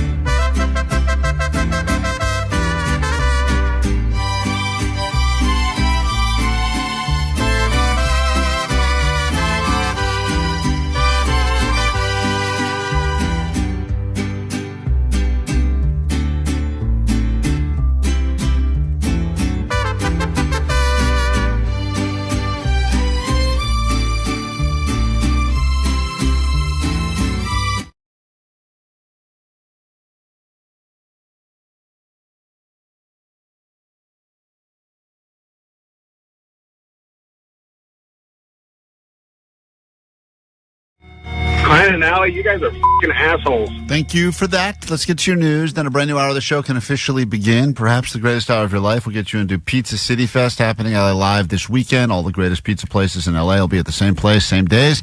And we'd love to get you in so you can stuff your face with delicious pizza. We got that to get to. Then your tickets to My Chem at Dodger Stadium in the pit.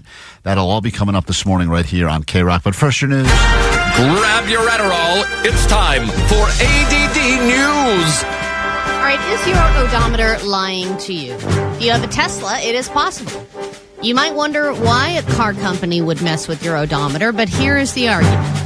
A Tesla owner in California has filed a class action lawsuit claiming that Tesla artificially speeds up their odometers on their cars to make the warranty expire faster. Oh, that's so interesting. they don't have to pay the repairs. Wow. That would be crazy if that were true. So the car may only have literally 40,000 miles, but it'll say it has 60,000 miles? So this guy tracked his How would mileage. you ever know? That's amazing. So the way the odometer system works on a Tesla is different because it's not physically linked to the actual distance that you traveled, but it relies on like energy consumption and the way you drive and algorithms and crap. So this guy logged his own mileage, and he figured out that there was a huge discrepancy. The car said he went 72 miles per day, but his driving routine was 20 miles per day. Then, That's crazy. After his car hit the 50,000 mile basic warranty, the odometer started slowing down again and underreporting his mileage. This is what he claims in the lawsuit. Whoa. So if that's true, and it's happening to a bunch of other people, it could potentially be a large payday for any Tesla owners out there if all of this checks out.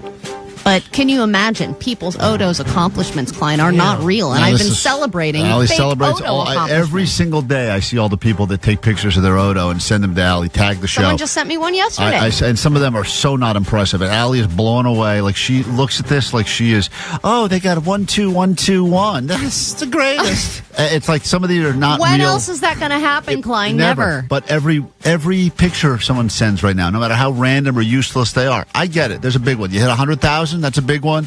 And every once in a while, your car spells boobs, or you get a couple 6 9 6 1, 2, 3, 9s. 4, 5. Some of them, they're okay. You get a good laugh. But for the All most part, ones, that's a good one. yeah, okay. Well, Allie's very easily impressed. If you check your Odo right now. If you trust me, anything you send Allie, she'll be blown. I saw her one time. She made a noise from across the room. She goes, "Oh my God! I thought something happened." I go, "What?" She goes, "You got to see this Odo."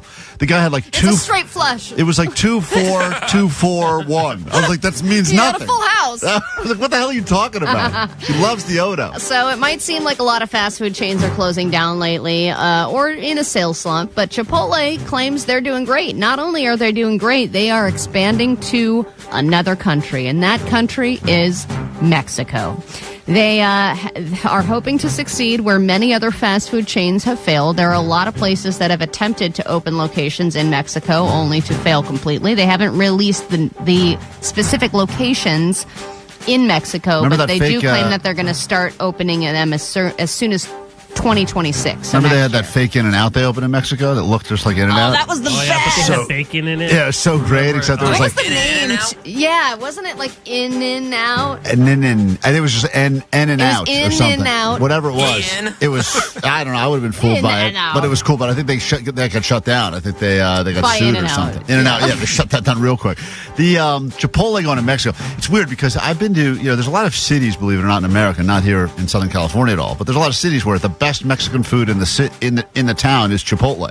They're like, you got to try our Mexican restaurant. Like, what's it called? Like Chipotle. Oh my God! It's like the ladies in my neighborhood who go to this crappy Mexican place every Friday, and they get the margaritas with the big Coronas upside down in them, and they're like this is, and it's like those shredded chicken tacos that are like the super fried taco shells, and they think that's real Mexican food. They think it's delicious. Hey, they got the first employee. Good job. I think a lot of times though, you're either in the mood for Chipotle or you're in the mood for Mexican food. Yes. I don't think you're like, I'm craving Mexican food, and someone's like, Chipotle? You're like, great, that'll solve my craving. Like I don't even think of it as Mexican food. It's not. It's Chipotle. But I would bet, I don't know for sure, but I would bet that in Mexico there is way better food for way less. Yes. Then, are they going to do the Chipotle? That sounds like a wild operation going on there. Jesus. This location is going to fail. Is that woman doing all the jobs? Is she making the guac and the chicken? It's me and that guac robot. Oh, man. All right, and then it's Earth Day. If you work in an office, there's probably some kind of email about a community event, planting a tree, doing a beach cleanup, etc. Today is Earth Day? Yeah. It is? I thought it was on the 20th. Yeah, that was... Am I wrong? It's today. No, it's today. It's correct. Today's the day. Yeah, Omar thought it was 20. That's when he mowed down those trees. That's right. That's when Elmo went around cut down all the trees for Earth Day in downtown L.A. It was Just getting ready. Yeah. Dumb bitch. Replant this. This is Omar's least favorite day of the year, Earth Day. They started doing Earth Day in 1970. That was their big progressive, like, hey, guys, it's the 70s. Let's care about the Earth. So 55 years later, the annual average concentration of carbon dioxide in our atmosphere has increased by 30%. Oh, I'm pretty sure the guy who made up Earth Day killed his wife, didn't he? What? Yeah, pretty sure. Pretty sure. What does that mean, Jake? 99% sure. I'll look it up. Okay, great. Thank you. Thanks, Jake. That's very important to celebrate on Earth Day. Yeah. What are you saying? We shouldn't celebrate the Earth anymore because the guy who came up with it's a murderer? That's what Omar says. Do you think, did he do it on that day? And then he's like, guys, it's Earth Day as a distraction. He probably had to come up with an alibi because he was shoveling a hole in the backyard to hide her. What's this about? It's an Earth. I'm composting. Yeah, I'm composting. He killed and composted his girlfriend. Wow, so he's at least he composted. I know. Recycle, reduce, reuse. I would have put her in Remember the wrong bin. I would have put her in the black bin. Would have been a disaster. All right, well, there you go. Thank you. What a lovely way to end that news segment. Get into a brand new hour of the show next, KROQ.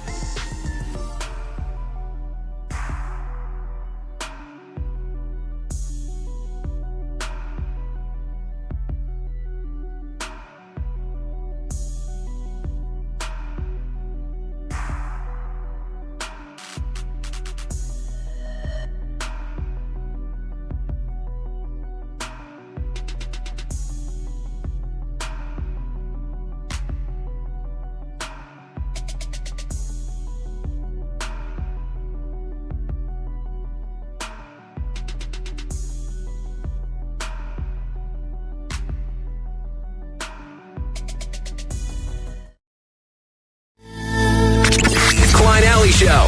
106.7 KROQ FM in HD Pasadena, Los Angeles, Orange County. This is the world famous KROQ. These are my friends, Klein and Alley. Oh, thank you. Be your friends as well. Thanks for hanging out on KROQ. Perhaps you're listening now, as you should be, 106.7, or you're watching on YouTube. KROQ's YouTube. We are getting super close to that 100K. You could just go ahead and subscribe. That'd be great. And then we can stop talking about it, get that sweet plaque, and then destroy it right there in the KROQ office.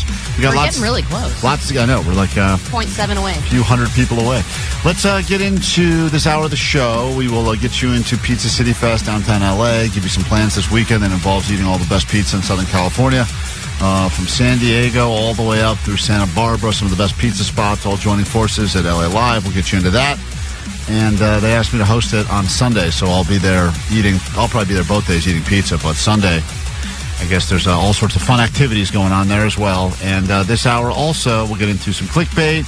It's officially prom season, so we got to talk about that. I think some people have very fond memories of their proms.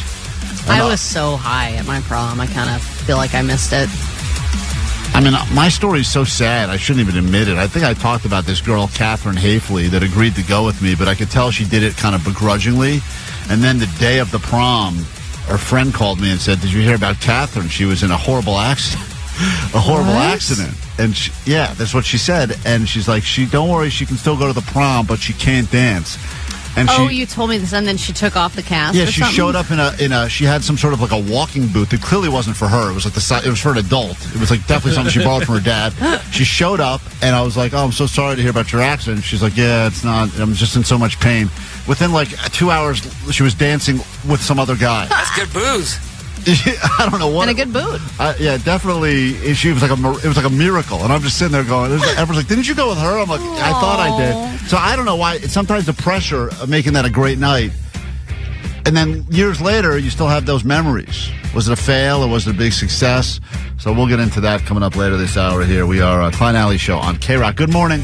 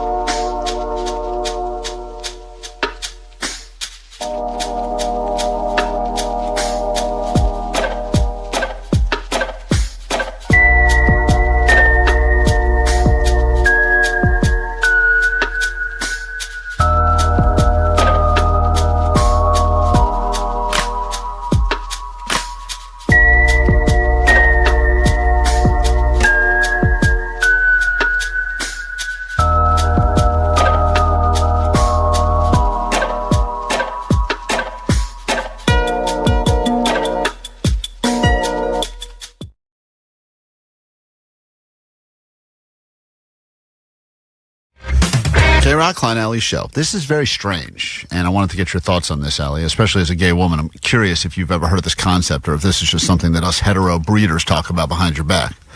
Are you familiar with the concept of a gay cup? That's what size bra I am.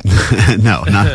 A gay cup is this concept that you break up with someone, and rather than deal with the reality of why you're breaking up with them, you say, you know what, I think I'm not into women, or I'm not into guys. Klein, we already heard a sad story about your prom. This is not a prom thing. There was Catherine Hafley again at prom. She told me it right before the last dance. We're just going to go through all the times you were dumb? This is another time, not me. I had a buddy, friend of mine, guy friend, married to a woman. They dated for, 5 years. Then they got married, and then... Kids? No, but she wanted to have kids, and they were in the, quote, process of trying to have kids. And then one day, out of the blue, they break up, and she claims that he said it's because he's into guys, and he never said that. Oh. Now, I just assumed, because I've known this guy, that is a complete lie. He didn't want to come... Why did you think it was a lie? Did you talk to him about chicks and boobs? Yeah. That's all we talked about. And also... Did you have frosted tips at the time? I did not have frosted tips at the time. Neither did he. But because then maybe you turned him gay. We all assumed that maybe he didn't want kids, and that was his way of kind of getting out of it. Just being like, you know what, it's not you. Because it seems like it's a clean breakup if you go like, look, it's not you. It's just I think I'm gay. Well, and I've been with straight women at parties and stuff who say they're gay just to get out of being picked up on. Oh, they'll say that as an excuse to not get hit on. Yeah, so you can use gay when it's, beneficial to you. At least I've seen that happen in the real world. But the funny thing, I don't know if you're breaking up with somebody, because I've broken up with somebody because I was gay, and I told them it's because I think I'm gay. Yeah, but I think people are using that now more than ever. While no one's got, quote, everyone's everything, and there's no terms and this and that people can use that for whatever the reason. I said to my other friends, I'm like, this guy. I'm like, he's clearly not gay, so he's just going to say this and buy a year, and then he's going to... Are you doing a prove it?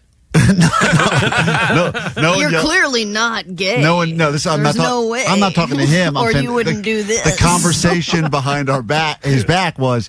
While you were riding it? Was, don't you think that he's just saying this because he wanted to get out, he wanted to clean out? Did you talk to him? No. I don't talk to you gays, just started... no. And so then all of a sudden, and this is why I bring this up now, he started dating a guy. At least that was the rumor. Moved out of L.A., moved to the East Coast. Rumor has it, kind of lost touch with the guy. Started dating a dude, and now I guess he's going to now get married to this guy. So I'm thinking to myself, wow, he's really committed, doubling down on this fake gay thing. I mean, he's gone in now 5 years, whatever. Right. So, but did you consider that maybe he just really is gay? That's impossible. How? No, it's not possible. That's not it. The point I'm making is it easier? Do you think if you've been broken up with, and I ask this question not just to you, but to anyone if you've been broken up with, is it easier pill to swallow if the person gives you, if you get a gay cup instead of a breakup? If they say, look, it's not that you're not a great person. I'm just not into your software, your hardware. Well, I think that, for me, I've been broken up with for several reasons, but I believe the that. guy that I broke up with because I was gay, he had a very hard time with it, and I talked to him about it way later, like 10 years later, as an adult.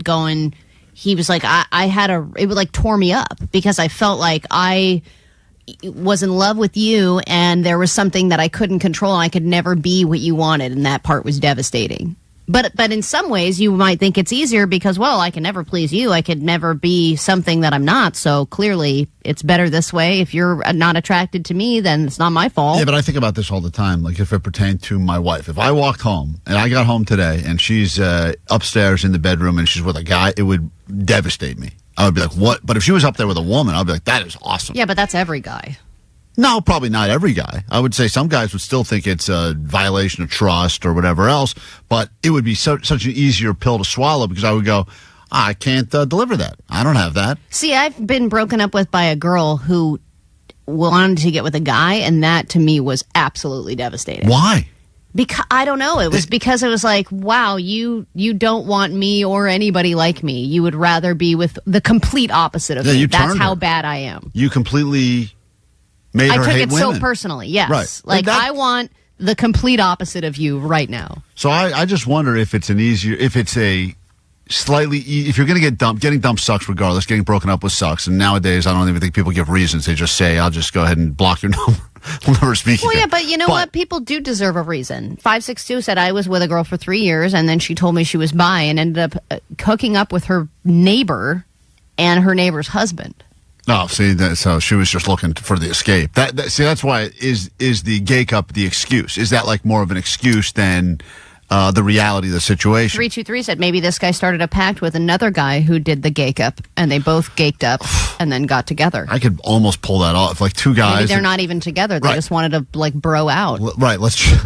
This whole like wife and kids thing is a real grind. Let's just get a condo. Let's just say we're PS5, let's go. say we're gay and go to Vegas and have a really good time for a while. And they're like gake ups. Am I right? You know what? That may be the answer.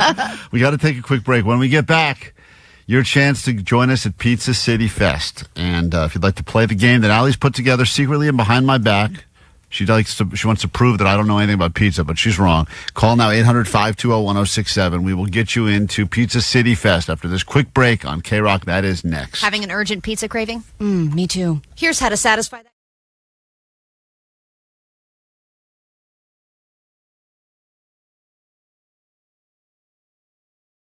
Where you'll see that band right there, Green Day. And if you did not win tickets a moment ago, fear not. We have another pair we must give you before we get out of here in about 30 minutes. So between now and that pair of tickets, we're going to talk about some of the Coachella food. We've got some of the limited edition Coachella drops and collabs that are happening in our studio right now. And to help us go through this all, a man that you have seen many times, very jealous when I look at the How Kev Eats videos on Instagram, because he's always in his car, he always looks very comfortable, and he's shoveling food into his mouth, and he's traveling around the world eating food. And I don't know if you are the biggest, but you are definitely probably one of the biggest LA-based food review guys out there, right? I would say so, Are you bigger than Grubs with Greg? He works down the hall, so you can talk smack if you want Listen, to. numbers don't matter. We're all out here doing what we love. So you're crushing him. That's what you're saying? No. Yeah, all right. You heard it here first. How Kev Eats is now. He's going to try some of the food and show us how a professional review goes. And then Postmaster Johnny has got the shot collar. Where's the shot collar, Johnny? Oh, it's right here. Okay. He's going to put the shot collar on at some point, and then he will do a review the way we do food around here, which is the high voltage style.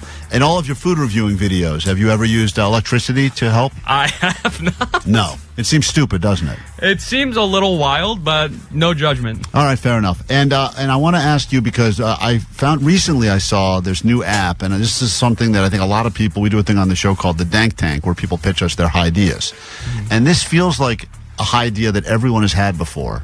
An app that could help you keep track of all of the places you've eaten delicious food. So if you're super drunk and you had a great street taco, you don't forget where you got that street taco. But you took it to the next level. The app's called the Biter app, and you're a partner in this. And how did this whole thing happen? So basically, I had this idea a long time ago, about 4 or 5 years ago, and I wanted to create kind of a map of all of my ratings, including my scores. And I went back and forth. It was originally supposed to be a website just for my own stuff. And then a middle school friend of mine, shout out Austin Mills, was like, hey, my friend has a really good idea for a food app. He's currently in middle school, or he's a friend from middle school? No. He's grown up now. Okay, good. I was going to say, that's a real problem. Yeah. And then we basically get on the phone, and this guy, who is now my co-founder, Daniel, he proceeds to explain my own idea to me for 15 minutes. And I'm like, you got to be kidding me. And then we ended up becoming partners, and now it's the Biter app. So the idea is pretty much, if you follow any of these people that are doing food reviews, TikTok, Instagram, whatever, and you're like, oh man, I forget where it was, but someone had the best piece of cake or the best cheesesteak or whatever, you could check out there and you can just go on a food tour. There's so many good places to eat in LA. I think it's the best food city I've ever lived in, because there's so many different styles where you could, you have crushed sushi, but you could still have an amazing slice of pizza. Agreed. And so as a result, you can use the Biter app and help follow along. So if it's you, or if it's Greg, or if it's any of these other guys, that are or if it's your dentist who happens to be the biggest foodie, he or she can also go make their own map. Anybody in the world can make their own map, and they can share that map with their friends. And you could be the friend with the best recommendations, or what have you. As well as lists will be there, and a video. If a creator's done a video on it, it'll also be there. I'm curious because a guy like you that knows this city well and eats a lot of food. I mean, we all eat a lot, but you're probably doubling up because you have to do the content, right? And I'm curious as to if someone's like, I got a visitor coming to LA for 24 hours, and this is a tough question. Mm-hmm. Where are 2 places that they must eat while they're here for 24 hours? That's a great question. Because for lunch, sorry to interrupt. Yeah, for lunch, I would say you have to go have either Mexican food here because the Mexican food in LA is amazing. Mm-hmm. So, and don't go somewhere that is a restaurant. Go somewhere that is a food truck or a food stand for street tacos. That's what you want to go get. Or I would get Howlin' Ray's for lunch because I think some of the best Nashville hot chicken, if not the best, is in downtown LA. And then for dinner, I would say a couple things. There's a big Persian community here, so Sadaf and Encino. It's great Persian food. Or I would go to Anna Jack Thai, which is fantastic. Or my personal favorite Italian restaurant on Highland and Melrose, Osteria Mozza. All right, so there's some pics from a guy that sits in his car, eats food, and the other question is, this all started when you were just you were really microwaving pizza. You were showing people not to microwave pizza. That was kind of how this whole thing began. Pizza rolls, yes. Now, here you are, and ironically enough, we have some of the pizza collabs that are going to be at Coachella this weekend, including a limited that's between Yeasty Boys, the Bagel Truck, and Prince Street Pizza. And this is only available at certain events that are happening in and around Coachella. That's also a collab with Brave Hot Sauce. So they've all collabed on something. Now, meanwhile, for those of you that aren't going to the desert but still want to take advantage of some of the Coachella collabs, there's another collab that's happening between, and this one is one of your favorite places, the Boiling Crab, Prince Street, and this is a Postmates collab as well. Yes. And they're doing different types of pizza. So in a moment, you can pick whichever. We've got a lot of food here in front of you. I want to see how a professional, a food reviewer that does this well, does this to millions and millions of people all the time on Instagram, how that would look if you were to go ahead and review one of these items right now. And then Johnny, who's got the shot collar, he looks it's so funny to look how happy Kevin looks, how Kev Eats looks so happy. And Johnny, you look so sad right now. I'm not sad. I'm like really excited too because it's free pizza right in front of my face. But then part of me's like, damn, I really got to get shocked right now, bro. Yeah, that's right. You are going to get shocked right now. Let's see how Kev Eats. Which one of these things you want to try right now? The pizza bagel sounds really interesting to me. Okay, so normally this would be you in your car. You'd be doing the review. You got the selfie style, and you're very brutally honest with your reviews, which is what I like about you. You don't BS it. So he's looking at it right now. This is it's a Yeasty Boys bagel with the Prince Street on top. He's sniffing it. Oh, he's giving a proper evaluation. Bagel itself is crispy. Can I eat it? Yeah, please. This is you're going to show Johnny what a pro does, and then Johnny's going to attempt to replicate this with the shot collar on him. Oh, listen to that crunch. ASMR. That's a great crunch right there. See, this is the part you don't see in the videos because he gets to edit out some of the chewing. It's like eyes rolled back in his head. Oh, this is good. Yeah, full-on orgasm face when he ate that. I may have, it's a good thing I wore my diaper today. This is good. Yeah. This is really good. This, the bagel itself is super crispy, which is really nice. And the inside, typically on a pizza bagel, the dough on the inside is really dense, but this one's actually very light and airy, which is really nice. The sauce on top, I think, is really what makes it. If you like a pizza sauce with a lot of oregano and garlic, this will be right up your alley. I do think the one bad thing about this is that it's a little cold, unfortunately. Well, yeah, but of course. we're in a studio. Yeah, they brought it here an hour ago. So That's it's on fine. us. That's on us. Dude, for an hour wait, this is fantastic. Yeah, well, there you go. That's how a pro does it. Now, Johnny, in a moment, the shot collar is on you. We need people to give us words. Johnny's going to attempt to eat. I think you're going to eat one of the collabs with the crab on top. There's a couple of different collab pizzas that are going on through Postmates, but Johnny is going to try the collab pizza. We need 5 words. If Johnny says any of those words, we call them buzzwords. We will shock him with electricity, and we will slowly raise the voltage. So by the end of the review, you're getting like 50 volts. Yeah, crack it. Feel free. Go nuts right there. That's you can have that. What is this? No, don't worry. We'll talk about that off there. This is KROQ with Klein Alley Show.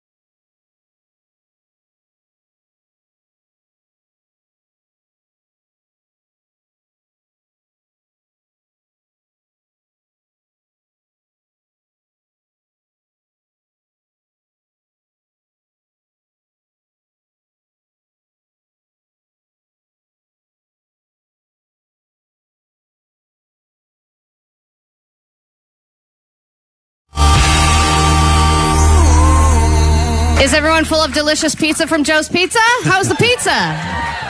Yes. That's the spicier pizza. I'm loving All right, Pizza City Fest back in LA. Third year. It's happening this weekend. All the greatest pizza spots from all over Southern California will be joining forces across the street from Crypto.com. And we'd love to get you in so you get to experience all that pizza. It's delicious. You will leave very full. Wow. You know me, love my pizza. And I don't know why today, the day we're giving away these tickets, Allie, and we're giving away every day this week. We're going to test your knowledge. But it's like you make it sound like I'm some sort of I'm a pizza enthusiast. I like pizza. Yeah, I'm a but fan. you kind of claim you know everything about pizza. I don't claim I know not in the way that I don't claim I know facts about pizza. I know like Detroit style versus Neapolitan style versus Roman style. I know like. But you also know every pizza restaurant in Southern California. It seems like. Yes. Like whenever I'm like by Orange County, I hit Klein up. He's like, "Oh, you got to go here. You got to go there." I'm like, "Great." Yeah. If I'm in another part of town, he also gives me recommendations. Right, It's insane. Yeah, right. But I'm saying as a fan of pivot, but Allie's like, "Oh, let's go ahead and see if you know things against listeners." I'm just saying, do you know more than an average person? And we have a lot of people you here. You should. You're the pie wine guy. I should. I eat a lot of it. It's research, Omar. It's all research. Okay. I'm researching. Did you know that 93% of people eat pizza at least once a month?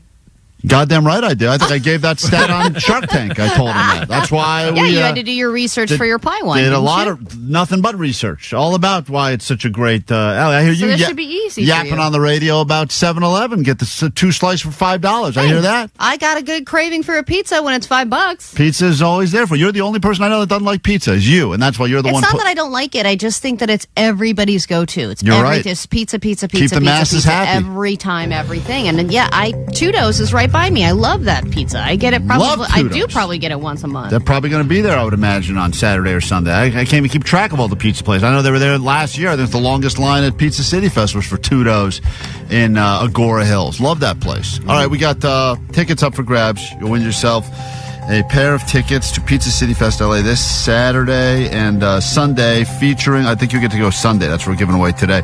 Over 40 all-star Southern California pizzerias all in one place downtown LA. And I will be there as well. All right, let's get to it, Allie. Who do we want to say hi to? Chris is up first in Highland Park. Chris in Highland Park. Dibs, you guys. Sweet dibs. Okay, Chris. How Chris. is this working, Allie?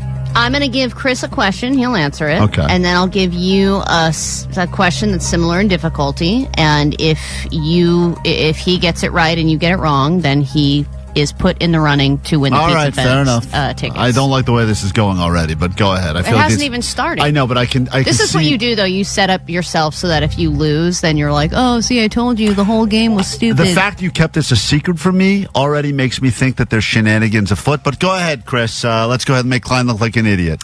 All right, Chris. Name one ingredient in pizza. Oh, you stupid bitch. I knew what this is exactly Go what on, this was going to Chris. be. Answer the question. Tomato sauce. That is correct, Chris. Great. Klein, here's your question. Really an ingredient. Klein, traditional flatbread is often considered to be the progenitor to the pizza that we know and love today. In what country did it originate? You're just being not fair. Easy peasy, lemon squeezy over here. It's not, the easiest question of all time. It's not Italy. It's a fake question. It's a fake question. Yeah, because you're asking him name an ingredient in pizza. It's cheese and it's tomatoes, Allie, and it's flour. That's not your question, And so you don't need to worry about his question. You used the word progenitor or something. I don't even know the word question. That's why I asked this question. What did you say? What? Progenitor. Is that like a Traditional pizza that flatbread preys is on a often child considered pizza? to be the progenitor to the pizza that we know and love today. What country did it originate? It's a simple question. Just name a country. China. No, it's Egypt. So, Chris, you got a point. Stupid question. And you are in the running to win the Pizza Pizza not Fest even fair. tickets. I'm writing your name down. Allie, you said at the beginning of this dumb Who's thing. next? Chrissy. Okay, You said at the beginning of this thing these were equal. I will ask. Hi, Chrissy. Welcome. Let's just go ahead and give her the point. Congratulations. No. All right, Chrissy, answer. This is slightly more difficult. What is the most popular pizza topping? Oh, I'll take this one. No. Chrissy, go ahead. Cheese or pepperoni? I don't know. You're giving her Need one answer. You're giving her all the options. Okay, Cheese is a given, all right, so it might be the other one. Pepperoni. That's correct. That's right. correct. All right, Chrissy's. Ooh, whoopsie. What all a right, genius. Chrissy got that correct. You're a pizza genius too, Chrissy. Klein, in what year did the first pizzeria in North Korea open? That's a trick question. There's no way they allow them. There is an answer. In what year did the first pizza place in North Korea open? Is the same level as what is a? Come on, you had to probably learn this for Shark Tank. I did not. We're not doing any sales of Paiwan in North Korea. All right, I'm going to say it's probably recent. I'm trying to think if it's a Kim Jong-un or a Kim Jong-il move. I'll say they probably just got pizza, maybe, with the new haircuts. 2006. Oh, you were so close. 2009. Everyone knows. I was close. Unbelievable. I don't get the point. You were wrong, and Chrissy was right, so Chrissy is also in the running. Next person. Up for grabs, you'll get to go to Pizza City Fest happening in downtown Los Angeles. All the greatest pizza in Southern California, desserts and drinks and everything. And apparently it's as easy as just proving you know more about pizza than me. So now you're trying to prove that I know less than all of our listeners. I don't think you can show your face now at the Pizza Fest, man. You're a disappointment to all of us. By the way, I don't think that North Korean pizza place is going to be sampling on Saturday or Sunday. I don't know if they were able to get Since that. 2009. All right, let's say hi to Nicholas in Inglewood. What's up, Nicholas? Hey, Sweet Dibs. Sweet Dibs. Nicholas, true or false? Pizza is yummy. Stupid. I'm going to go with true. That's correct, I'll Nicholas. say true as well. Can I say true as well? Good job. No way. Pizza's yummy. This is how hard was that question? Ask the caller. Scale of 1 to 10, probably 8.5. Yeah, yeah. Stop at 8.5. Idiot.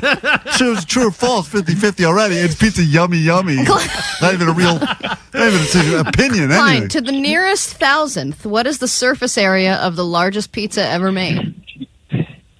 So easy. Yeah, it's common knowledge. I don't even know what you're asking, Allie. What are you saying? To the nearest thousandth of what what? was the surface area? I'll give you can do feet or you can do diameter. I think the great Tony Gemiani has the world record for the largest pizza The world's made. largest pizza was prepared in Rome, Italy on December 13th, 2012, unless somebody has broken that record. Okay. All right. I'm going to say 1 square mile. Am I close? No, it's obviously 14,000 square feet. Oh, you stupid. Or 120 feet in diameter. Great. Are we done with the game? Nicholas, let's do one more. Nicholas is in the running as well. Oh, man, I'd have those feet. Yeah. Those square feet. If they're pizza feet, I would have them. You're right. All right, John, you're on KROQ. Good morning. Hey, how you doing? This is Guy, actually. All right, great. I'm excited to have you on the game with us. Man, you're even getting that wrong. I lost another point. All right, why don't you ask him? Why don't you ask him what his name is, Allie? Maybe that'll be his tough question. No. Name one type of pizza. One type of pizza? Is that for me or for John? That's for John. It's in one type round. What'd you say?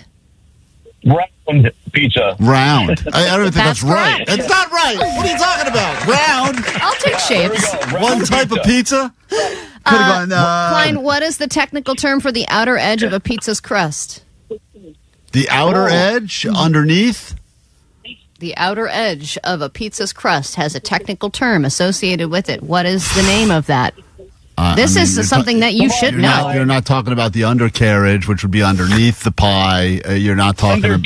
You're talking. All right, hold on. Shut up. Just shut up, you. Getting heckled by Sean John or whatever. Carriage of the pizza. All right. All right, shut your mouth. The outer crust. It refers to the raised edge or rim of the pizza crust. I don't know. The cornicione. Okay, you're just giving. It's in Italy. It's You in got Italian. 0 out of 4. Fine, great. Can you answer this? How many slices of pizza do Americans eat per second? 5 million. What? That's so many. I don't know. It's 350. 350? Yes. I feel like we should be eating more. 5 We're a fatter million? country. All right. Well, everyone everybody got theirs right. So who's getting the tickets to Pizza Safe Fest? Is it Chris? Is it Nicholas? Is it Chrissy? Or is it John? We're going to go with Chrissy. Congratulations. Chrissy, congratulations. We'll see you on Sunday at Pizza City Fest. And you get to rub it in my face there. You can school him. Even though I've been asked to host the event on Sunday, that I don't know anything about pizza, according to Allie's stupid quiz. So That's a great quiz. Pizza's round and yummy. How many pepperonis could you stack from here to the moon to the exact number? Great.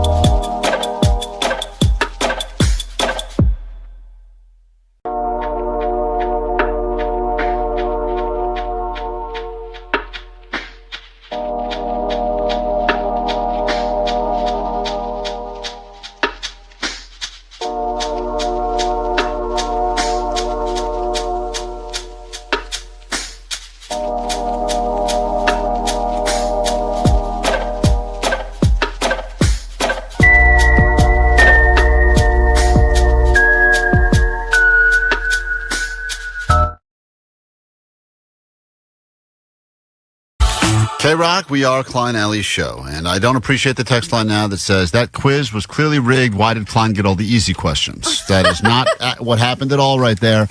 I still feel like I know a lot more about pizza than most people. But regardless, it doesn't matter because I lost, got no questions right, and you did, and we'll be giving away more of these tickets later this week if you want to join us. In the same way. If you're no, not in the same way. If you're waiting to go to see my chem at Dodger Stadium, I can't believe Klein played us all. He doesn't know S about pizza. All right, whatever. Good thing I didn't invest in that stupid pizza wine. Why don't you read the text from the person who's worked at a pizza place for 6 years and didn't know any of those questions either, Allie? He just said he didn't know all right, the crust relax. question. Just relax. Allie's question about North Korean pizza is killing me. I All have right. to turn my you guys off so I can finish my work. Yeah, great. You got him to turn us off. Good work.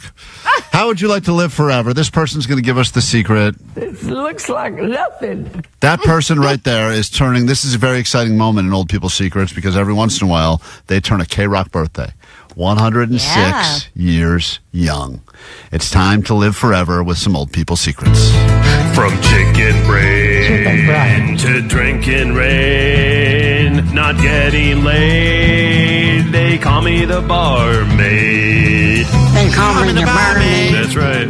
Let's live forever with Sweet Dibbit. Sweet Dibbit. Time for some Old People Secrets. All right, so let's take a listen now. If you'd like to live forever, there's been so much of a discussion lately about hacking your life and specials on Netflix, people that want to live forever, eat a handful of almonds in the morning and nothing else all day. But the old people that are actually 106, 107 years old, they know because they've done it. And are they going to give us good intel, or are they going to set us up for an early grave so they get all the glory? It's time for a brand new Old People Secrets. This woman's 106. No one has found the fountain of youth, but as Sean Giggy shows us, one Texas woman may have unlocked one secret to a long and happy life. You paint the town with laughter. Oh, that's going to be a non-secret secret. That's the You other think thing. so already? Well, I Is think that your giveaway? Whenever they do that big setup, like May have discovered the secret. Like I want an old, even if they're lying to me, I like it when the old people are like whiskey and hot dogs. I just like it. But sometimes they're trying to fish something out of a person and they just can't get it. It looks like nothing. The subject of our story knows a lot about painting. Yeah, I do. But very little about the secrets to longevity. I don't know either. Which I don't know one. Is that thing like she an said. old lady AI? Yeah. It sounds fake. What? Is that real person, Allie? It's a real person, yeah. I saw the video. I saw her. Which is shocking. Yeah. Because Lita Touchstone. I feel like most of the interview goes, "This is shocking." Yeah. They just found a lot of yes. Yeah, this is shocking. Is 106. I believe that. She sounds every day of it. It's like your woman, who says yeah. Your Oh, old lady, That's all we have. Is the old lady just says one word. It's all we got. But it's all you need from her. She just it's just a I think. Yeah. Yeah. Yeah. That's right. She's very agreeable, right? Yeah. Yeah. Mm-hmm. Yeah. Mm-hmm. Well, here's an old lady who's 106 and is about to share with us her secret so we can all live forever, too. Yeah, it's all right. Oh, boy. Oh, no. It definitely is not. They've already killed her vibe. Yeah, She was like, hey-hoo! And now she's like, Born in Noodle, Texas, Lita grew up barrel racing. And then, I mean, if that makes sense. all of this sounds Why nonsense. is this guy so upbeat, by the way? Give He's, me like, a unique so cheery. story that doesn't sound fake, ChatGPT. Well, the real She grew up in news, Noodle, Texas. The real news is so depressing these days that this guy actually gets to deliver the story about the woman who grew up in Noodle who used to barrel race. I mean, at least that's like a better story than ice And the raids. next shooting, right. yeah. Lita grew up barrel racing and then fell in love with painting. Where next could I go? She set art aside. Yeah. But a few years ago, picked it up again and hasn't stopped.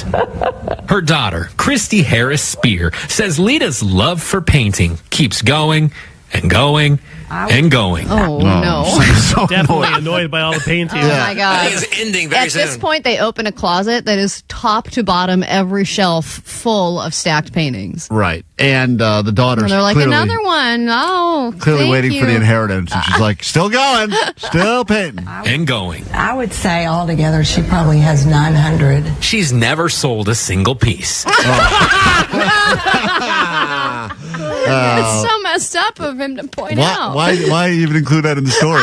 That seems like such a dig, That's the thing about the news when they to cover the old people. He's starting to get frustrated. They get frustrated because they got to set out there for a mission, get the secret, get back to the news station. And probably all she wants to talk about is her paintings. Right. And he's Lita like, has never had any major health issue, Yeah. which she attributes to juicing, sleeping, Okay. Now he's starting to make some stuff up. Now he's throwing in whatever he believes the secret is. And painting.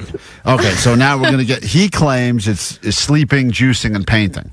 Yeah. But I will say, having watched this, there is something she says. Okay, so let's go ahead and place our bets now. What will be her secret? Doesn't matter what the news guy says. What is her secret to living to 106? I know the answer, and I still don't know the answer. Okay, Jake, what do you believe it is? I think it's gotta be creative. Be creative? Is that what you're saying? Noodle. Omar? Yeah. I'm going to say because she was a painter, then gave it up, and then started it up again, I'm going to say she's going to say something about being determined. Determination. Right. I think she's confused. I think she's high on the paint, Felix. Yeah, I think she's drinking the paint and painting with the juice is what I think's happening. So maybe she's painting with the juice. She's painting with the juice and she's drinking the paint, and maybe that's the secret. You drink enough of that paint.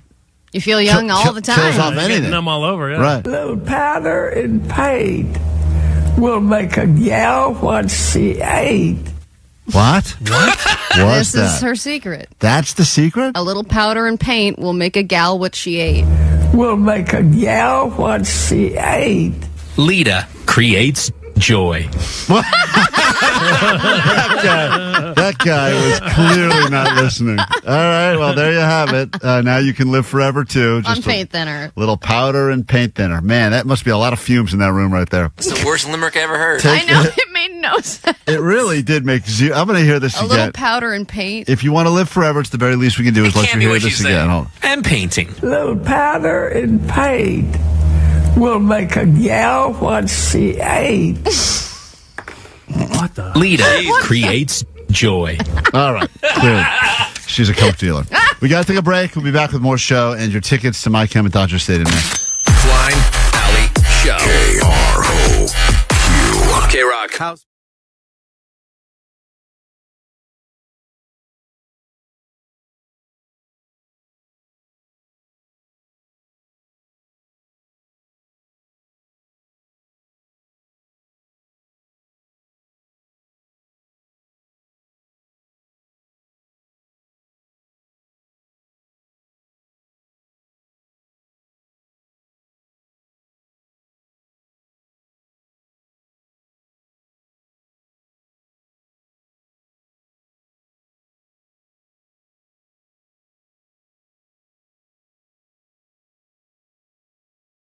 KROQ, if you'd like to join us, win yourself a prize and play some first impressions with Vanessa, the master of many voices. Get on the phones now at 800-520-1067 because we got up for grabs tickets to Pulp Rock, Tarantino Pulp Rock, a high-octane live rock spectacular.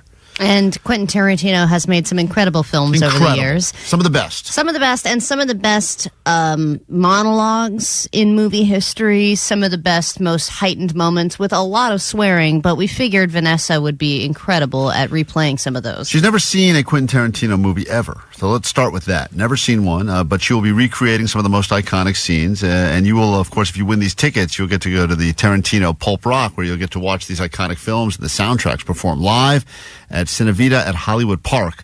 And also, everyone who qualifies, everyone who wins those tickets this week, someone is going to get the VIP experience, including a VIP booth, comes with champagne, snacks, dedicated waiter, waitress, valued at over $1,000. That's the grand prize. So you will have an amazing night celebrating the fine, legendary career of one Quentin Tarantino. Vanessa has never seen a Quentin Tarantino movie. Nope. And she's never successfully pronounced Quentin Tarantino. That's true. All week, as she's been talking about this prize we have, she's been saying, Quinton? Quintanana. So we're like, what? You talking about Quentin Tarantino still? She goes, I think so. So we will play you. She's recreated some scenes. She's been working on this all morning long, which is why we had to wait until 8:30 roughly to get this on the air. She wants time to perfect her craft. We will play a clip of her doing a scene, and all you got to do is tell us which Quentin Tarantino movie it's from. And if you're able to identify which scene the movie is from, Allie will write your name down, and we'll pick a winner and give you some tickets. All right, let's say hi to Rebecca in Valencia. This is not going to be easy, but if you're up for the challenge, welcome to KROQ. Good morning, Rebecca.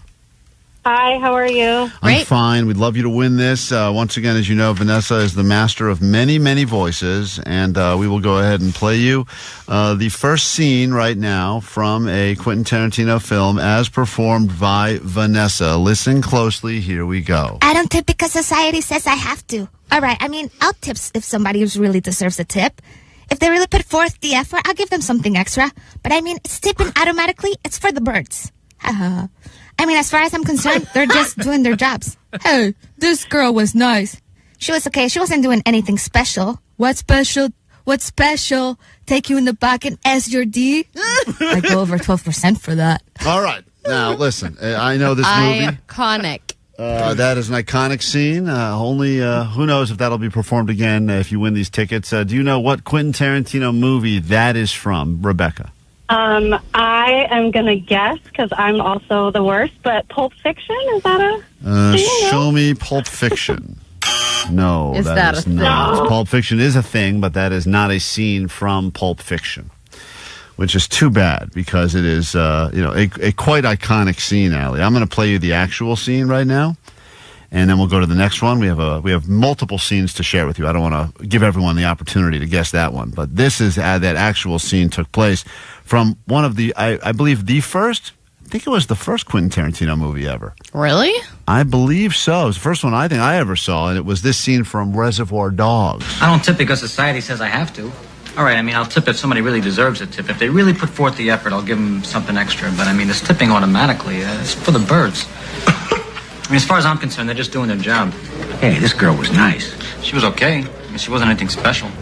What's special? Take you in the back and your So I don't know. I think Vanessa and Steve Buscemi had similar delivery. Yeah, can I just hear a little bit of Vanessa's impression now? Because now that I recall Steve Buscemi's delivery, I would just like to hear a little bit because she got the. I don't tip because society says I have to. All right, I mean, I'll tip if somebody who really deserves a tip. But you sped up her speaking a little I'll bit. tip if someone really Right. That's her Steve Buscemi. If they really put forth the effort, I'll give them something extra. Yeah. But I mean, it's tipping automatically. It's for the birds. All right. Well, there you go. Beautiful. It's for the birds. It's a beautiful recreation right there. This is First Impressions with Vanessa. We move on. We say hi to Armando now. Armando, I hope you can get one of these right so we can give away these tickets. Good morning, Armando. Good morning. How's it going, guys? Good. I hope you're a fan of Quentin Tarantino. More importantly, I hope you're a fan of Vanessa Tarantino as she is recreating some of these iconic scenes. And here is your scene. Listen closely. The price you pay for bringing up either my Chinese or American heritage as a negatives, I collect your effing head. Whoa. Just like this effer here. Now, if you son of a bitches got anything else to say, now is the effing time. All right. Feel like I'm in the movie with Vanessa. Do you have any idea what Quentin Tarantino film that line comes from? So good. I believe it's from Kill Bill Volume 1. Let's find out if you're right. ただ今問題になったことは除きますが The price you pay for bringing up either my Chinese or American heritage as a negative is I collect your head. Just like this here. やろうと同じようにね Now if any of you sons of got anything else to say, now's the time! Beautiful. Beautiful. I gotta watch that again. I didn't think so. Equally intense. I think Vanessa's version was almost as good. Armando, hold on. Anything else to say? Yeah, hers was like if Rosie Perez got the role. But still. Don't bring up her Chinese heritage. Yeah. Once again, this was just a clip of Vanessa. What? Does he look? Oh, hold on. That's the next one. Hold on. That's the next one. There's too many clips of Vanessa here doing Tarantino to keep track of it all. This was her once again doing Kill Bill just to bring you back to the moment. If you son of a bitches got anything else to say, now is the effing time. All right, Armando, hold on 1 second. Congratulations. You got yours right. People, big fans of this game on the text line. I can hear Vanessa recreating Quentin Tarantino films all day, every day. Well, we got one more chance for someone to lock in on this. And what a prize, because someone's going to end up in a VIP booth enjoying a whole night of Tarantino. All right. Let's go to Baldwin Park and say hi to Alex. Alex, welcome to First Impressions with Vanessa. You ready to go? Sweet Divots, yeah. Sweet Divots, here we go. This is your final impression. This is apparently a Quentin Tarantino movie as performed by Vanessa. What? What country you from? What? What ain't no country I ever heard of? They speak English and what? What? English, mother effer, do you speak it? Yes. Then you know what I'm saying. What? Say what again? Say what again? I dare you. I double dare you, mother effer. Say what one more goddamn time. He's black. Go on. He's bold. Does he look like a bitch? What? Does he look like a bitch? Okay. Alex, your final chance to play. It's not a comedy. I guess technically it is now. What Quentin Tarantino film is that from?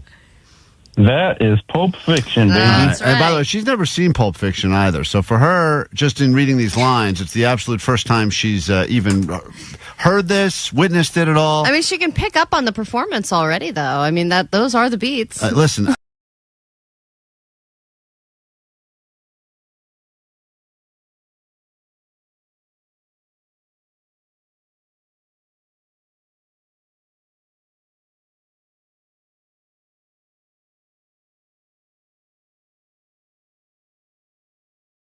All right, we'll get to your ADD news in just a moment. Then we will reward you handsomely with tickets in the pit, Dodger Stadium for My Chemical Romance. You'll win those tickets from us at 9 o'clock this morning, again at noon, 3 and 6 with the great Kevin Ryder back on KROQ. Goddamn, we missed him. It's good to have Kevin back. I always wonder now when there's random shorts in the KROQ studio. I say, I know whose shorts those are. Those belong to the great Kevin Ryder. He'll have 2 more chances for you to win those tickets to My Chem later on this afternoon. And before we get to your news, Allie, I just want to celebrate one listener who had a major accomplishment. Hey, Klein. Hey, Allie. I just finished catching up on the podcast. I've been behind since Christmas. Since Christmas, they have not been caught up with the show. And I know that feeling when you fall behind, be it a TV show, a podcast, whatever it is, or a daily live radio show that's also available in podcast form. So if you miss a day or even a few days or a week, good luck catching up. And because of Allie's break, I managed to catch up. And now I don't know what to do with my life. I've just been catching up all these months. I guess I'll listen to music or something. Yeah. It feels weird. Sometimes you catch up, you feel like you've accomplished something, and then you realize life was better when I was chasing the dream. Now I've actually caught the dream. It's not what I thought it would be. Yeah, now what but do you do? There is that feeling sometimes when you do feel proud of yourself for something that's really not an accomplishment, like actually finishing a show from start to finish. You'd be like, oh, just polish that off. Feel and then good. you feel kind of empty inside. Yeah, you feel empty at that point. And that is the emptiness is the void that we try to fill every single morning in ourselves and in you. It's time for your news. Grab your Adderall. It's time for ADD News. Pope Francis's body will soon be on its way to St. Peter's Basilica to get ready for his funeral on Saturday. The procession begins tomorrow morning. Again, open casket all through the square to St. Peter's, and a lot of people have paid tribute and talked about what he did as Pope, but I wanted to highlight a few of the less talked about moments of Pope Francis's life, like the time he headbutted Joe Biden or when he said he would happily baptize Martians if they came to Earth. That's cool. He used to be a bouncer, for starters. That was one of his early jobs, which I think is always an interesting side gig. Then eventually, when he became Pope, he was the most Instagrammy Pope. He decided to join in 2016. He got millions of followers. Then, there was some weird controversy because he was liking some, pictures from models and things on Instagram. But I think he was always about inclusivity. He wanted to celebrate all people. And by the way, what a flex. I know that attractive people on Instagram are used to getting people to like their pictures, but if you got the Pope like, that is... It's just great. It's as good as it gets. Because he probably didn't mean to do it. He was probably just looking around going, oh, this is hot. And then all of a sudden just... It's your way of getting digitally blessed by the Pope. Yeah, that's crazy. That's crazy.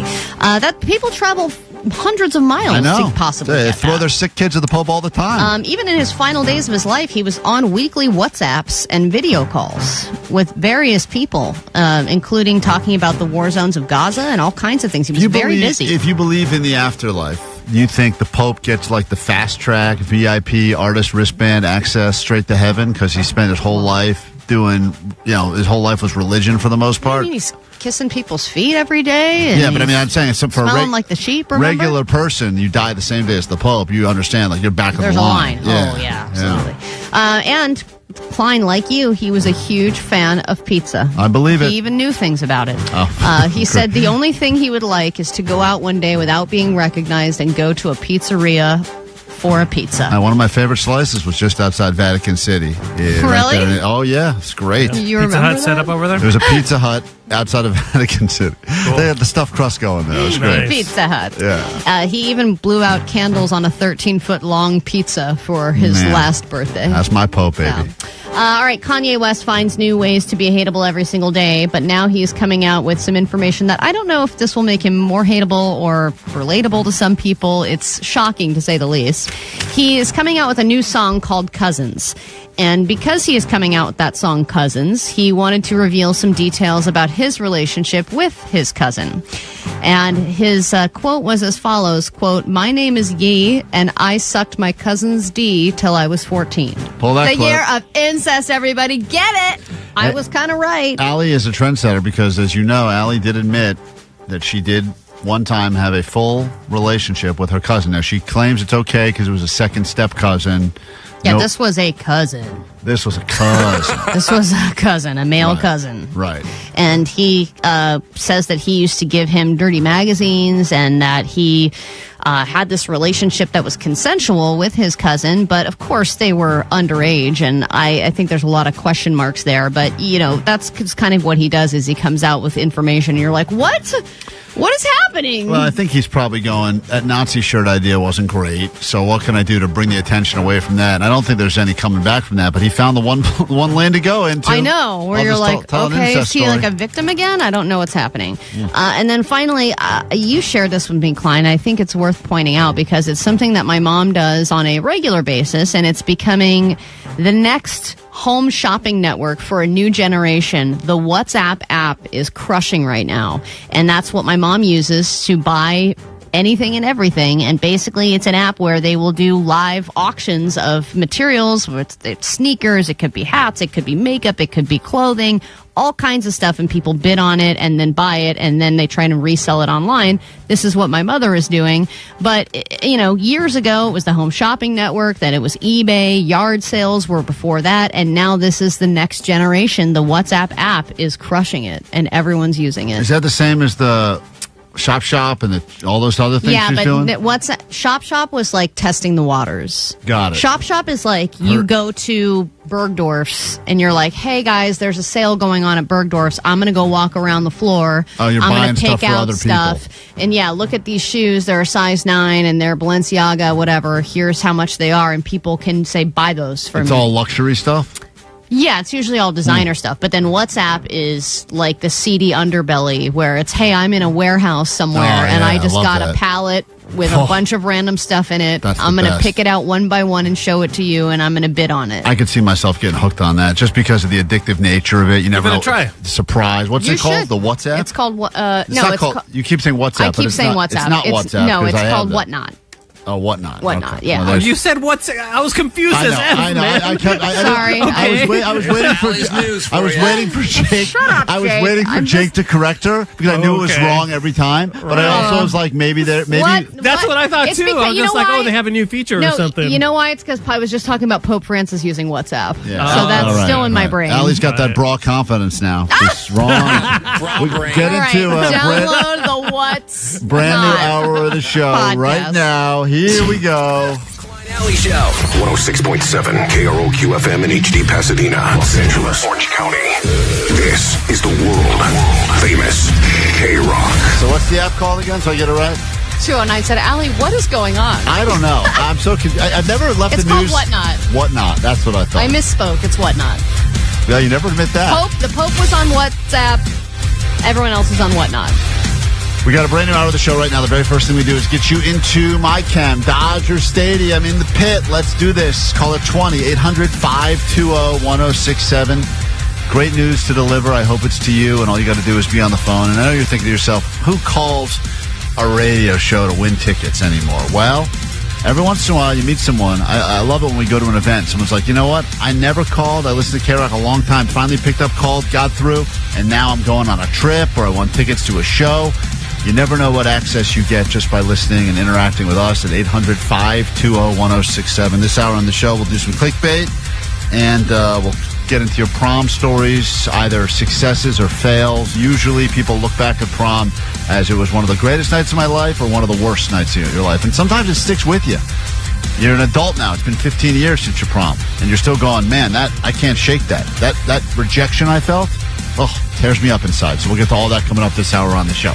But let's go ahead and kick things off with some great news for caller 20, which puts us on line 6. And we say hello to Danny in Culver City, California. Good morning, Danny. Good morning. You are caller 20. All right. Thank you. Thank you for starting your day with us here on KROQ, and more importantly, enjoy yourself some pit time at Dodger Stadium with my Chem. Oh, yeah. I can't wait. Thank you so much. You're very, very welcome. And good news, you'll have more chances to win those tickets coming up again at noon, and then at 3, and then at 6, and we'll do it all week long until we get all of you in the pit for the My Chem show at Dodger Stadium. We'll be back in a second with what's happening in the world, clickbait style. And Allie will once again remind you that Whatnot and WhatsApp are totally different things. Do not get confused. What's next? Some system to officially wake your ass up this morning on a Tuesday. We are Klein Alley Show. This is KROQ. Good morning. Wake up!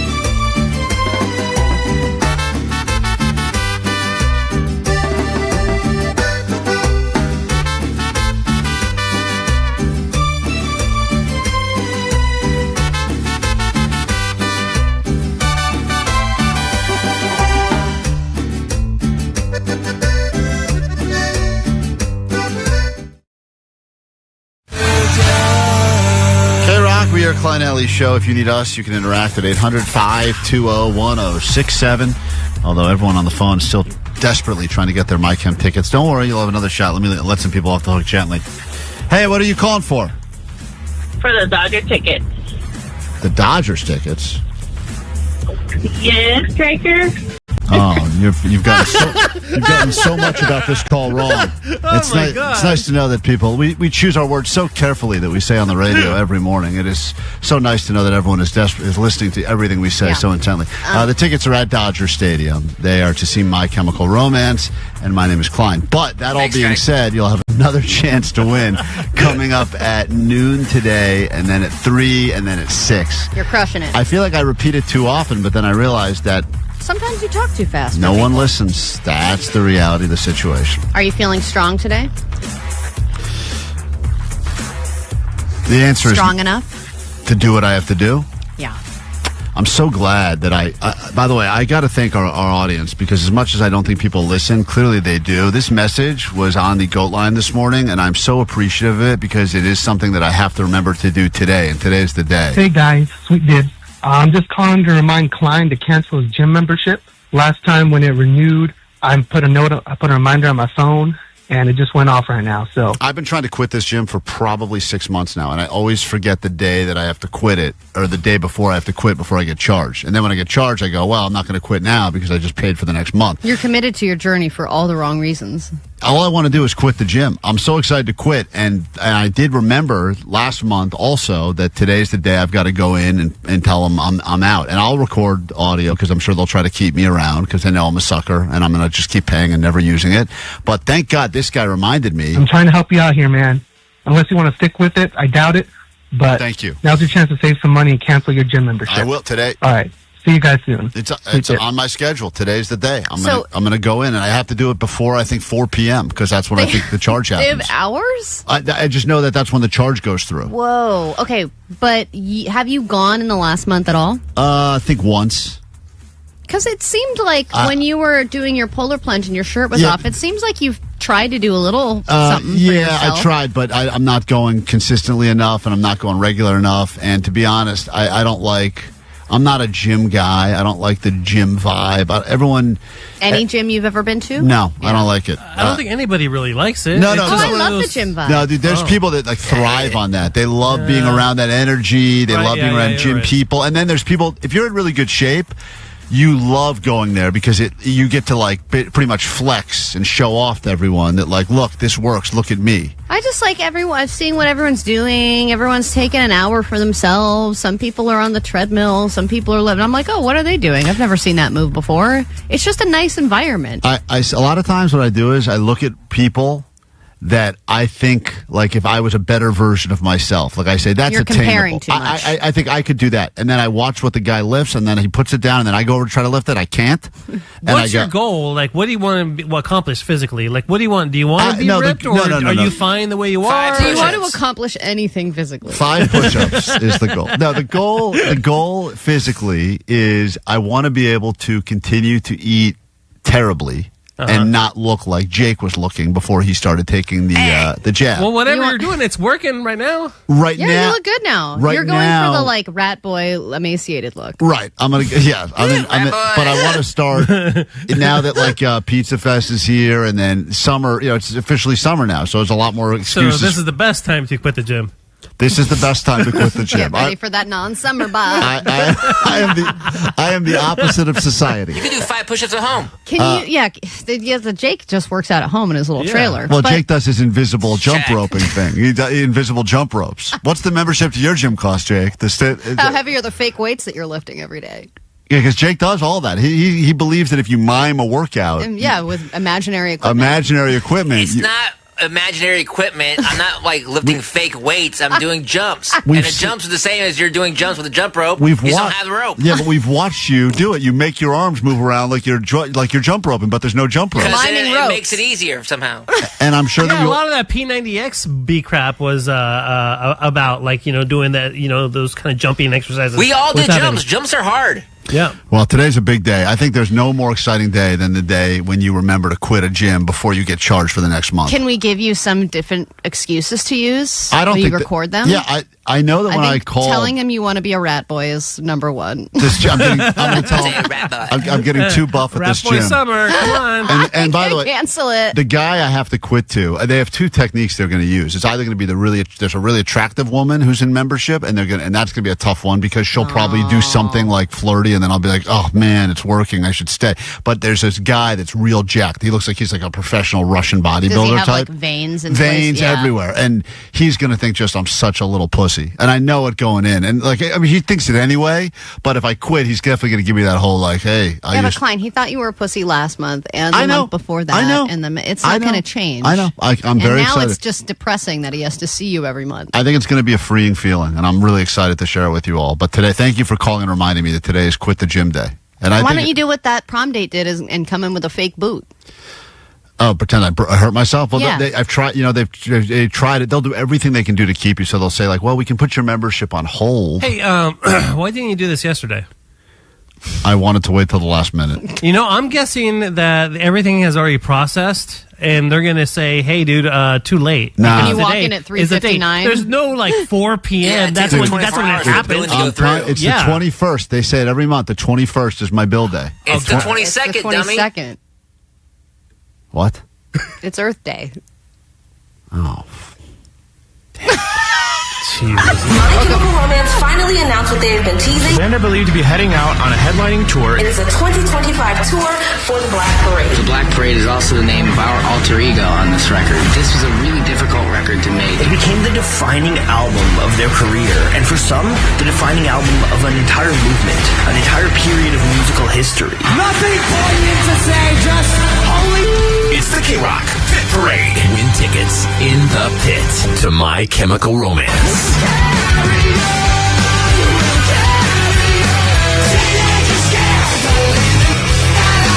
Listen to 9, 3, and 6 to see them on their long-lived The Black Parade North American Tour, July 26th or 27th at Dodger Stadium. Night 1, sold out. Night 2 on sale now, courtesy of Live Nation.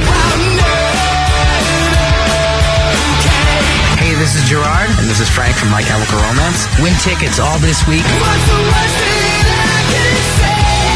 Win tickets in the pit to My Chemical Romance. My Chemical Romance and KROQ.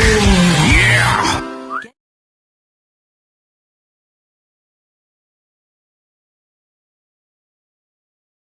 That is a bad idea, guys. I'm telling you that right now. Good morning. It's KROQ. It's Klein Alley Show. I got the whole family in here today because it's spring break. My wife's out of town. And babysitters don't exist. Babysitters fell through. So here we are They've now. all quit. They've all quit. Most of them have quit. So I got my dog in here. I got the kids in here now. And hasn't this been... Johnny and Vanessa are subbing as dog sitters and kids. I think technically my kids are babysitting Johnny. To be fair, that's true. And they've never even heard the intro, the great intro Omar put together about how my kids hate me. Girls, you having fun today at the radio station? Yeah. Yeah. Is Johnny? Do you think you're smarter than Johnny or no? I'm way smarter than Johnny, 100%. Yeah. Google Plus. I don't know what that means. They're doing shout-outs? All right, shout out! All right. Johnny is dumb. Okay, Johnny is a dumb head. All right, let's Remember Dad, the stupid man. All right, great. Thank you. You made another stupid man? Yeah. Girls, we don't need to talk about all of the... I know you've said some mean things about the people that work at I think Johnny's going to go to HR after this. And Vanessa's Vanessa's a what? I want to know. I don't want to know. I want to know. It better be nice. No. Vanessa's a penis head. All right. Olivia, Guys. Olivia, I prayed at church. She said penis head. All right, Penis guys, head. Guys, calm down. There's a song. Omar, do you have the intro? Omar made I this. have it here. Girls, I have listen. it standing by, yeah. Omar made this song for you. I want you to hear this. And you can confirm or deny for once and for all that this is not true. Listen to this. Okay, go ahead. Klein's kids hate him. Shut up. Klein's kids hate him. Give me that. Klein's kids hate him because he's a bad dad. It's not okay. I'll kiss you, bro. Klein's kids hate him. That boy. Klein's kids hate him. Yeah. Klein's kids hate him because he's a bad dad. What? I want this on your radio. I do not want to do the same on your radio. You are crazy, Dad. All right. Girls, what do you think of your intro? Do you like the song that you guys are a part of? I hate it. Okay. I hate it.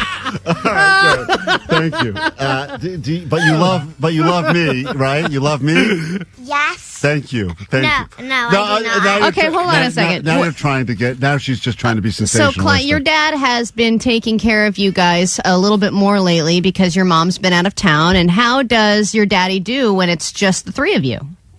He's a mean head. No, come on. See now, can you be an answer? Good. Thank you, Sienna, for telling the truth. You hear that, CPS? No one. CPS, don't listen to this. Sometimes he's good. Stop it. What is the best thing that your dad has? What Thank is the you. best thing your dad has done for you in your during your spring break? I don't know. Nothing. Okay, great. It's like they're trying to get a reaction. Hey, what do you think your dad does for a living? What do you I don't know. Well, we're doing it right now. He probably Girls poop a lot. That is Okay. hilarious. Great. Crushing it. Does cold plunge. Yes, he does do cold plunges. He does Pilates. Okay. Wow. That's Pilates? Gay. You do Pilates?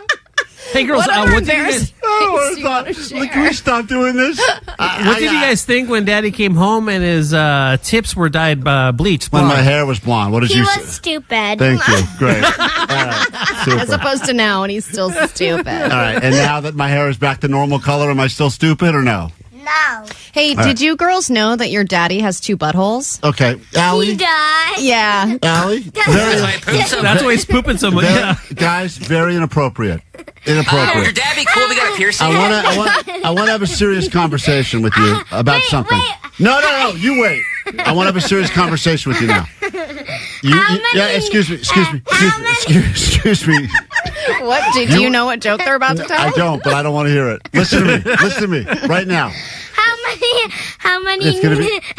What is she about to say? It's going to be inappropriate. Sienna, Olivia, be many careful. what? You will lose your play date later. Oh, don't take away her play date. Listen Stop. to me. Listen. How many nipples does he have? See, it's not funny. Great. Does she know about the nipple? No, she doesn't. Jake, no. Listen to me, girls. I want to tell you something quickly. Olivia, Sienna, He's getting both of you. pierced. Listen to me. Yeah. You've been playing a lot of Roblox lately. I don't know if you heard yesterday. There's a big story that happened where a kid was playing Roblox and then got abducted by a kidnapper. And we talked about what happens if you try to get kidnapped. And what is your plan? What happens if you try to get if someone tries to I'll kidnap you? just say no. You're a stupid head. All right, good. And what is your plan, Sienna, if someone tries to kidnap? Because it's so easy. You can just say whatever you want to them or just run away on Roblox. I would punch them in the penis. Okay. That actually is a great answer. Yes. And call Spencer. Okay, goodbye. All right. And call Spencer. that- Who's Spencer? I don't know. Is that the real dad? Probably. Thank you, girls. Make it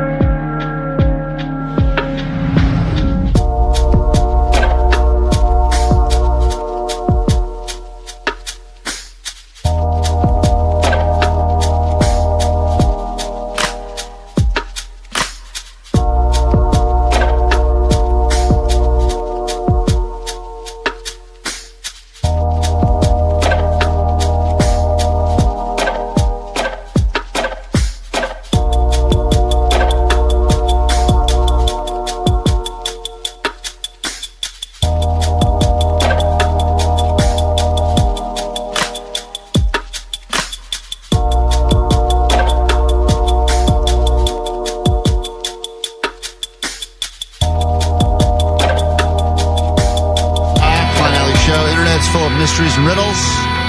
Designed for 2 reasons and 2 reasons only. Clickbait and masturbate. You can only do one of them on the radio. So let's figure out why you're being judged the next time you fly. It's time for Clickbait. Here we go. Clickbait. All right, we'll start with this. According to etiquette experts, Bait, this is how much time you have to respond to a text message without being considered rude. Oh. This is exactly how much time you have to respond to a text message without being considered rude. Anything outside of this window means that you are rude, or you better have a good excuse. Man, it so depends on the person who's texting you. Well, they claim this is and true. the content of the text. Absolutely. They claim this is true for all text. Doesn't matter if it's an emergency, if it's someone that just wants to confirm plans for the weekend. It's all about the time that people expect and should be getting a response. It's a window, but I will accept your guesses now, and then I'll give you the actual answer without having to click through all of the internet to find it. I'm going to say within 6 hours. 6 hours? 6 hours. Wow. Such a long time. Yeah. Such a response. Well, that's like Omar on our text thread. Yeah. I don't think we should be...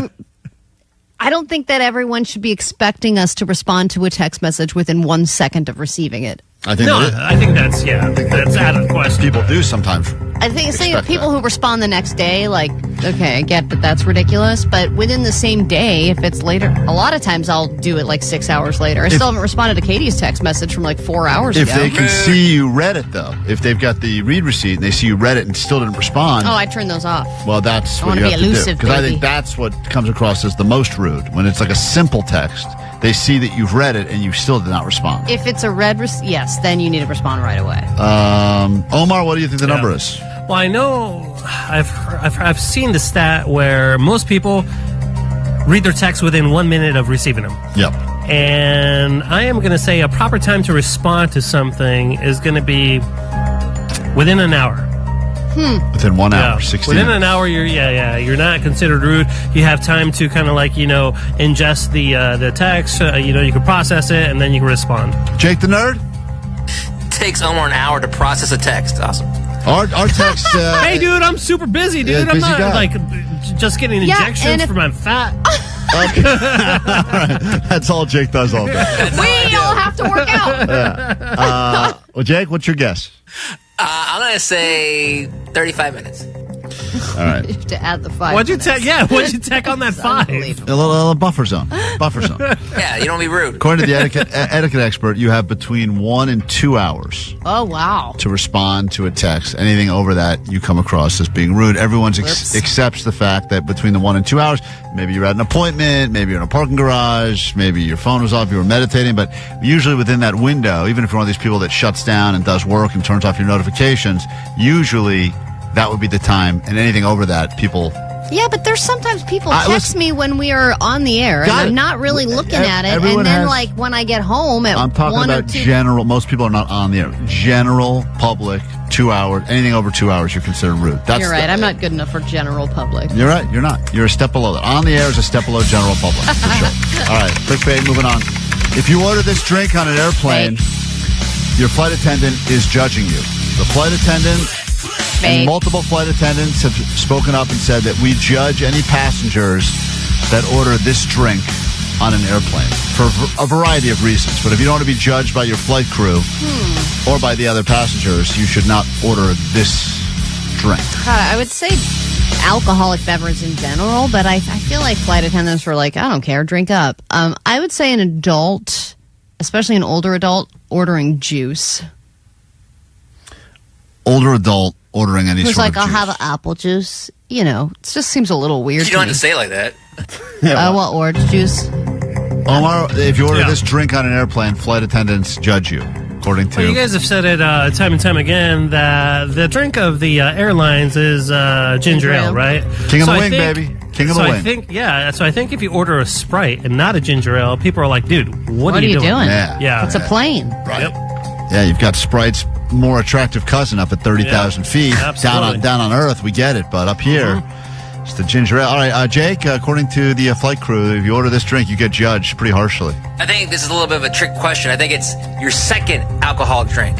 Oh, interesting. Jay. First one's just getting some of the nerves out. Second one, this They're like, person's- what are you doing? It's in a 1 hour flight. They start watching you. No one's right, but according to a bunch of flight attendants, they claim that they judge any passenger that orders decaf coffee on the plane. Oh, well, that's on Because- Earth, too. That's everywhere. That's awesome.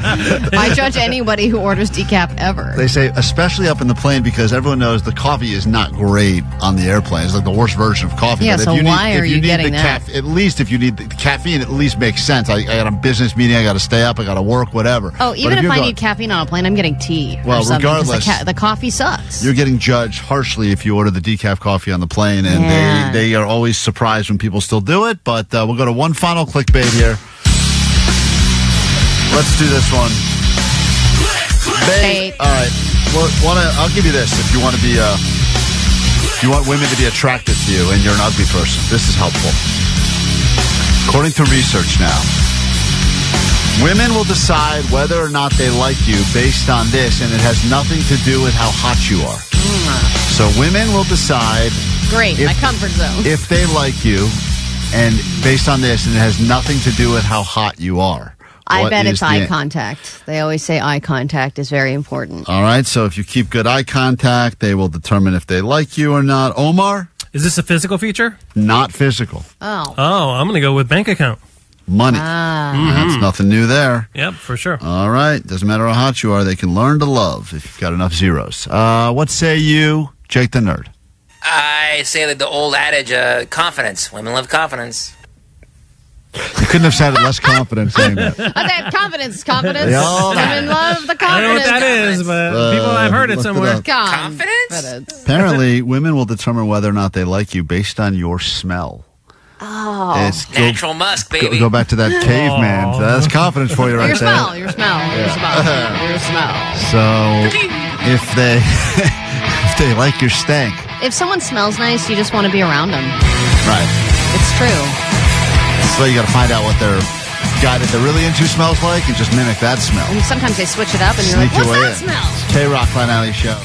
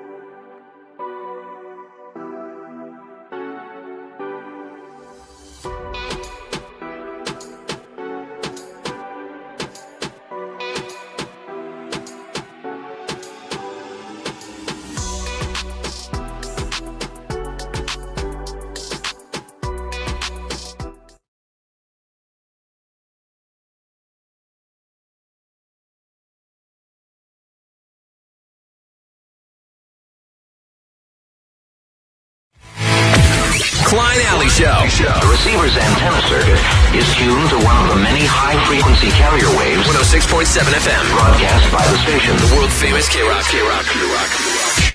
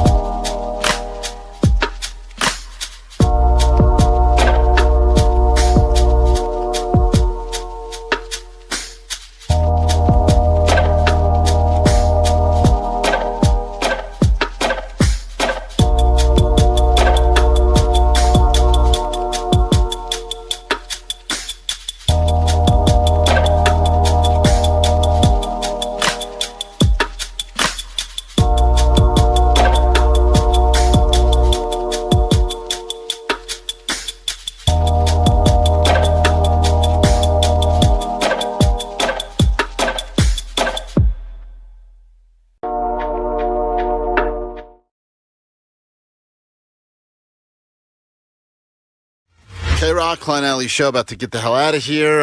Megan Holiday is in for Nicole Alvarez, so you get your 40 minutes nonstop KROQ with her and another pair of tickets for you to go to My Chem at Dodger Stadium, happening around noon, and then again at 3, and then at 6 this afternoon with the return of the great Kevin Ryder here on KROQ. Before we get out of here with your takeaways, you have any takeaways from today's show, get them to us now on the text line, 800-520-1067. Before we get to your takeaways, though, one more request. Hey, guys. I'm having kind of a crappy week.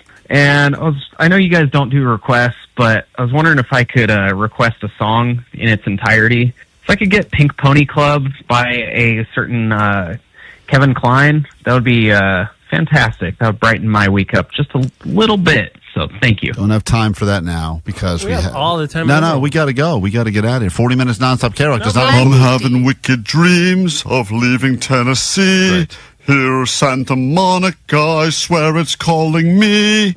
Won't make my mama proud, it's gonna cause a scene. She sees her baby girl, I know she's gonna scream.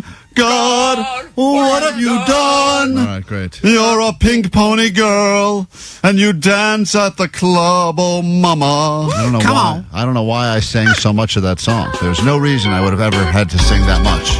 I love it. All right, well, that being said, let's wrap up the show with your takeaways from today. What do we got? All right. 213, my takeaway is the best part of having a gym membership is quitting day. Quitting day, man. I'm so excited for quitting day. Today is my day. Although I may have missed it, but if not, today is my day. If not, This time next month. Yeah, someone That's remind my me day. on the 20th next month so I can get a jump on it. 818, my takeaway is I want a Mai Tai. God damn it. Yeah, we got cruise news. If you missed cruise news, check out the podcast. Vanessa, live cruise updates from her cruise, but mostly it's just about how much she's had to drink, and the answer is a lot. 818, my takeaway is Allie is a bra lady. She's a bra lady now. Video up on our Instagram, Klein Alley Show. You can see her walking around Coachella in just a bra. Her plan was to wear a shirt, and then she decided, you know what? F it. I'm going bra lady. Full bra lady. 559, my takeaway is today is the 22nd. I did learn that today. And 626, my takeaway is Allie has had all the jobs at every Mexican restaurant. She's had them all, and she's very excited to be working at the new Chipotle as it opens up in Mexico. Congratulations. That's going to be... Oh, man. I'm offended. That's a problem. I'm offended on both sides of the border with no that. problem. I really am. Jake, you got a takeaway from today's show? Yeah, Lita creates joy. That's right. Got to create some joy. As we learned from that old lady, if you'd like to live forever, check out the full show. You can get an old people's secret, help you live for even longer. Omar, takeaway?